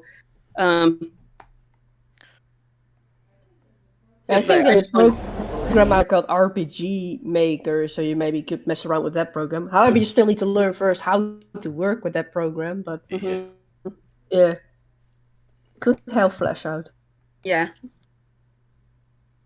But yeah, there's also, I did also mention that there was like Sonic Robo Blast 2, if you wanted to have a go at making a more action, like running sort of level with all these characters and such. But calm down, Roger. I didn't suggest like you make the game for her. No. Roger's busy enough as it is. Yeah. Come to some at slack, most, boy. at most, like Roger at least would be there just to maybe Coach. assist you, like Yeah, like coach. how to do the programming Planning and stuff. and Yeah, more efficient. because he's got first-hand experience with Sonic Robo Blast 2, as he's Not quite making my made own game, but quite a fair few game mods, and of course they've been proven very popular amongst the Robo Blast 2 community. apparently so. Oh, someone in the comments said that maybe Yeah, you're but describing a Lego Star Wars game. Maybe that's the direction you should go. Yeah, I've never played Lego Star Wars, so I can't say yay or nay. But All right. Also, for those in the chat who are like desperate about, sorry. Well, who's desperate about what? No, just for those in the chat who are like desperate about Sonic Roblast 2 Soul Nostalgia 3, no, that's not happening these years. You just have to wait for another year. Yeah. Yeah. I'm sorry, I'm very slow this year. Just for trying to get. Yeah. You some say that stuff every right. year. So. Well, I mean, I can kind of relate this year because I also feel like I'm pretty sluggish. But then again, the 2025 has kind of been a terrible year for me. But yeah. Yeah, sorry to hear about that. Mhm. Yeah, crazy times at the moment. Yeah. Oh, that's an understatement. Yeah. Anyway, I think we should be rounding off about. Yeah. Oh yeah, Thank you. of course, ending it with our final nude, the live stream. A final what? Sorry, Live the stream? A final- Yeah, nude? What? yeah. I mean, the big announcement for the stream. You know what's gonna happen. You know. Oh, next time. Oh, yeah, we're gonna skip another chapter, I guess, because I'm gonna be in Tokyo. For no, where are we? Somewhere. In It's gonna Japan? be. What is it? Yeah, we'll be skipping 2 stream dates. So the next stream is gonna be on October 25th. Unless Make it a Halloween special. Ooh, pretty much. Well, yeah. There's definitely a big hiatus, and I think by the time we come back, Sage will be doing its thing with the games and whatnot. Yeah, so that's what we'll be talking about next time. Sage, the Sonic fan game. So well, let's see if Elise quickly made a game and joined them. That's probably too much for that already. I don't think so. I don't think so. Yeah, I kind of figured next time, like when we get back from the hiatus, it'll be a Sage thing. It's a nice way to try to get back into the flow of things. Yeah. Yeah, so it's quite a bit of a goodbye. But hey, fitting that we start our hiatus on a very on episode 100. So. It's gonna be a while Yeah. till the next stream, but we got like other stuff to go. So hey, like maybe Euan can do some work on that co-op episode we're doing with. Poor Euan, such a Why is that trooper. still a thing? Don't worry, I'll try and get to work on that. Yeah. So yeah, it's like for anyone. Since I'm a little more freed up now. Yeah, I'm still waiting on it. For anyone who doesn't know, me and Euan have been in the works of doing a co-op episode of Archie Sonic Character Files, where we cover the E-series robots that have showed up in Archie Sonic, and we're most likely just gonna, we're pretty much just gonna plow through all of them. We're not gonna like constantly do like, oh, this and that, that and that. It's like, no, they're like one-shot characters for the most part, so we'll be going through them pretty quickly. All right, cool. Yeah. Mhm. Good luck with that then. And that's all I- Hope it works out. Yeah. Luke, you have anything happening? Not really. Not really. All righty.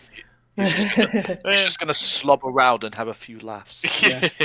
And also, it's nearly 10 o'clock, and my brain is starting to shut down. Yeah, I know. I'm with you, buddy. I'm with Well, you. how do you think Roger and Sylvia are feeling? It's almost 11 o'clock for them. I know. I'm doing fine, but however, I had a nap and I had a monster on my side by my side anyway. But seeing as everyone is tired, I'll just do the finishing up for you guys, so you can just sit back and relax. You're a professional.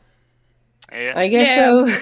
I stream pretty much every week, so several times. Anyway, I'll do the finishing up. Thank you everyone in the chat who have been watching all of these hundreds of episodes of Dissected Alive. I'm pretty sure the guys over here very much appreciate you guys being here, always being in the chat, enjoying it all, and having a good laugh. Making sure that Elise is not amused, melting and having a breakdown about Archie Sonic. Euan being the quiet, calm one with the sound effects, of course, he's the soundboard man. Sala Commander also being a good amusement, What have I having a done? good laugh. Yeah, Sala and his love for the work. Hey, stop on interrupting me. I'm still doing my speech here, you poopy head. And of course, Luke the Fox, when doing narrations, he's the voice actor after all, doing great Pretty much. work. Yeah, so, and of course, the main character, the big boss, Roger van der Weide, or Roger van der Weide, however you want to pronounce it, the big guy who asks everyone to join in with his madness. So, applause to all of you. Yeah. Yeah, no problem. Yeah. See you in 6 Yeah. weeks. There it is. I mean, 100 episodes. Come on, guys. 100. Yeah, come on. 100. 100. Yeah. Oh, yeah. Yeah. Thank you. Not Thank too you for shabby. letting me having this little speech. But yeah, We'll be back again. Well, not we, because I'm just a moderator in the background. We'll be back on the 25th of October, like we said. And who knows what kind of spooky stuff they'll be talking about or other poopy head things. Yeah. So yeah. Ask Melty Man. He has all the obscure horror stuff. Well, I mean, we already plowed through that whole Tales of Terror story, so yeah, I don't know. I feel like we kind of already agreed that just talk Sage games, but we'll see. Yes, we will. Yeah, Or we'll maybe see there's a how it horror goes for Sage like game. 6 weeks. Yeah, I'm sure there's something. I'm sure there might be some spooky Sage games, but yeah, who knows? The possibilities are endless. Mhm. If not, then we might have to talk about the Leapfrog Sonic X game, because that's the most terrifying game yeah. of all. Yeah, if we could find some way of playing it. I'm sure there's a way of playing it. Oh my gosh. Yeah, then that'll be our real final farewell to Sonic X. Yuck, yuck.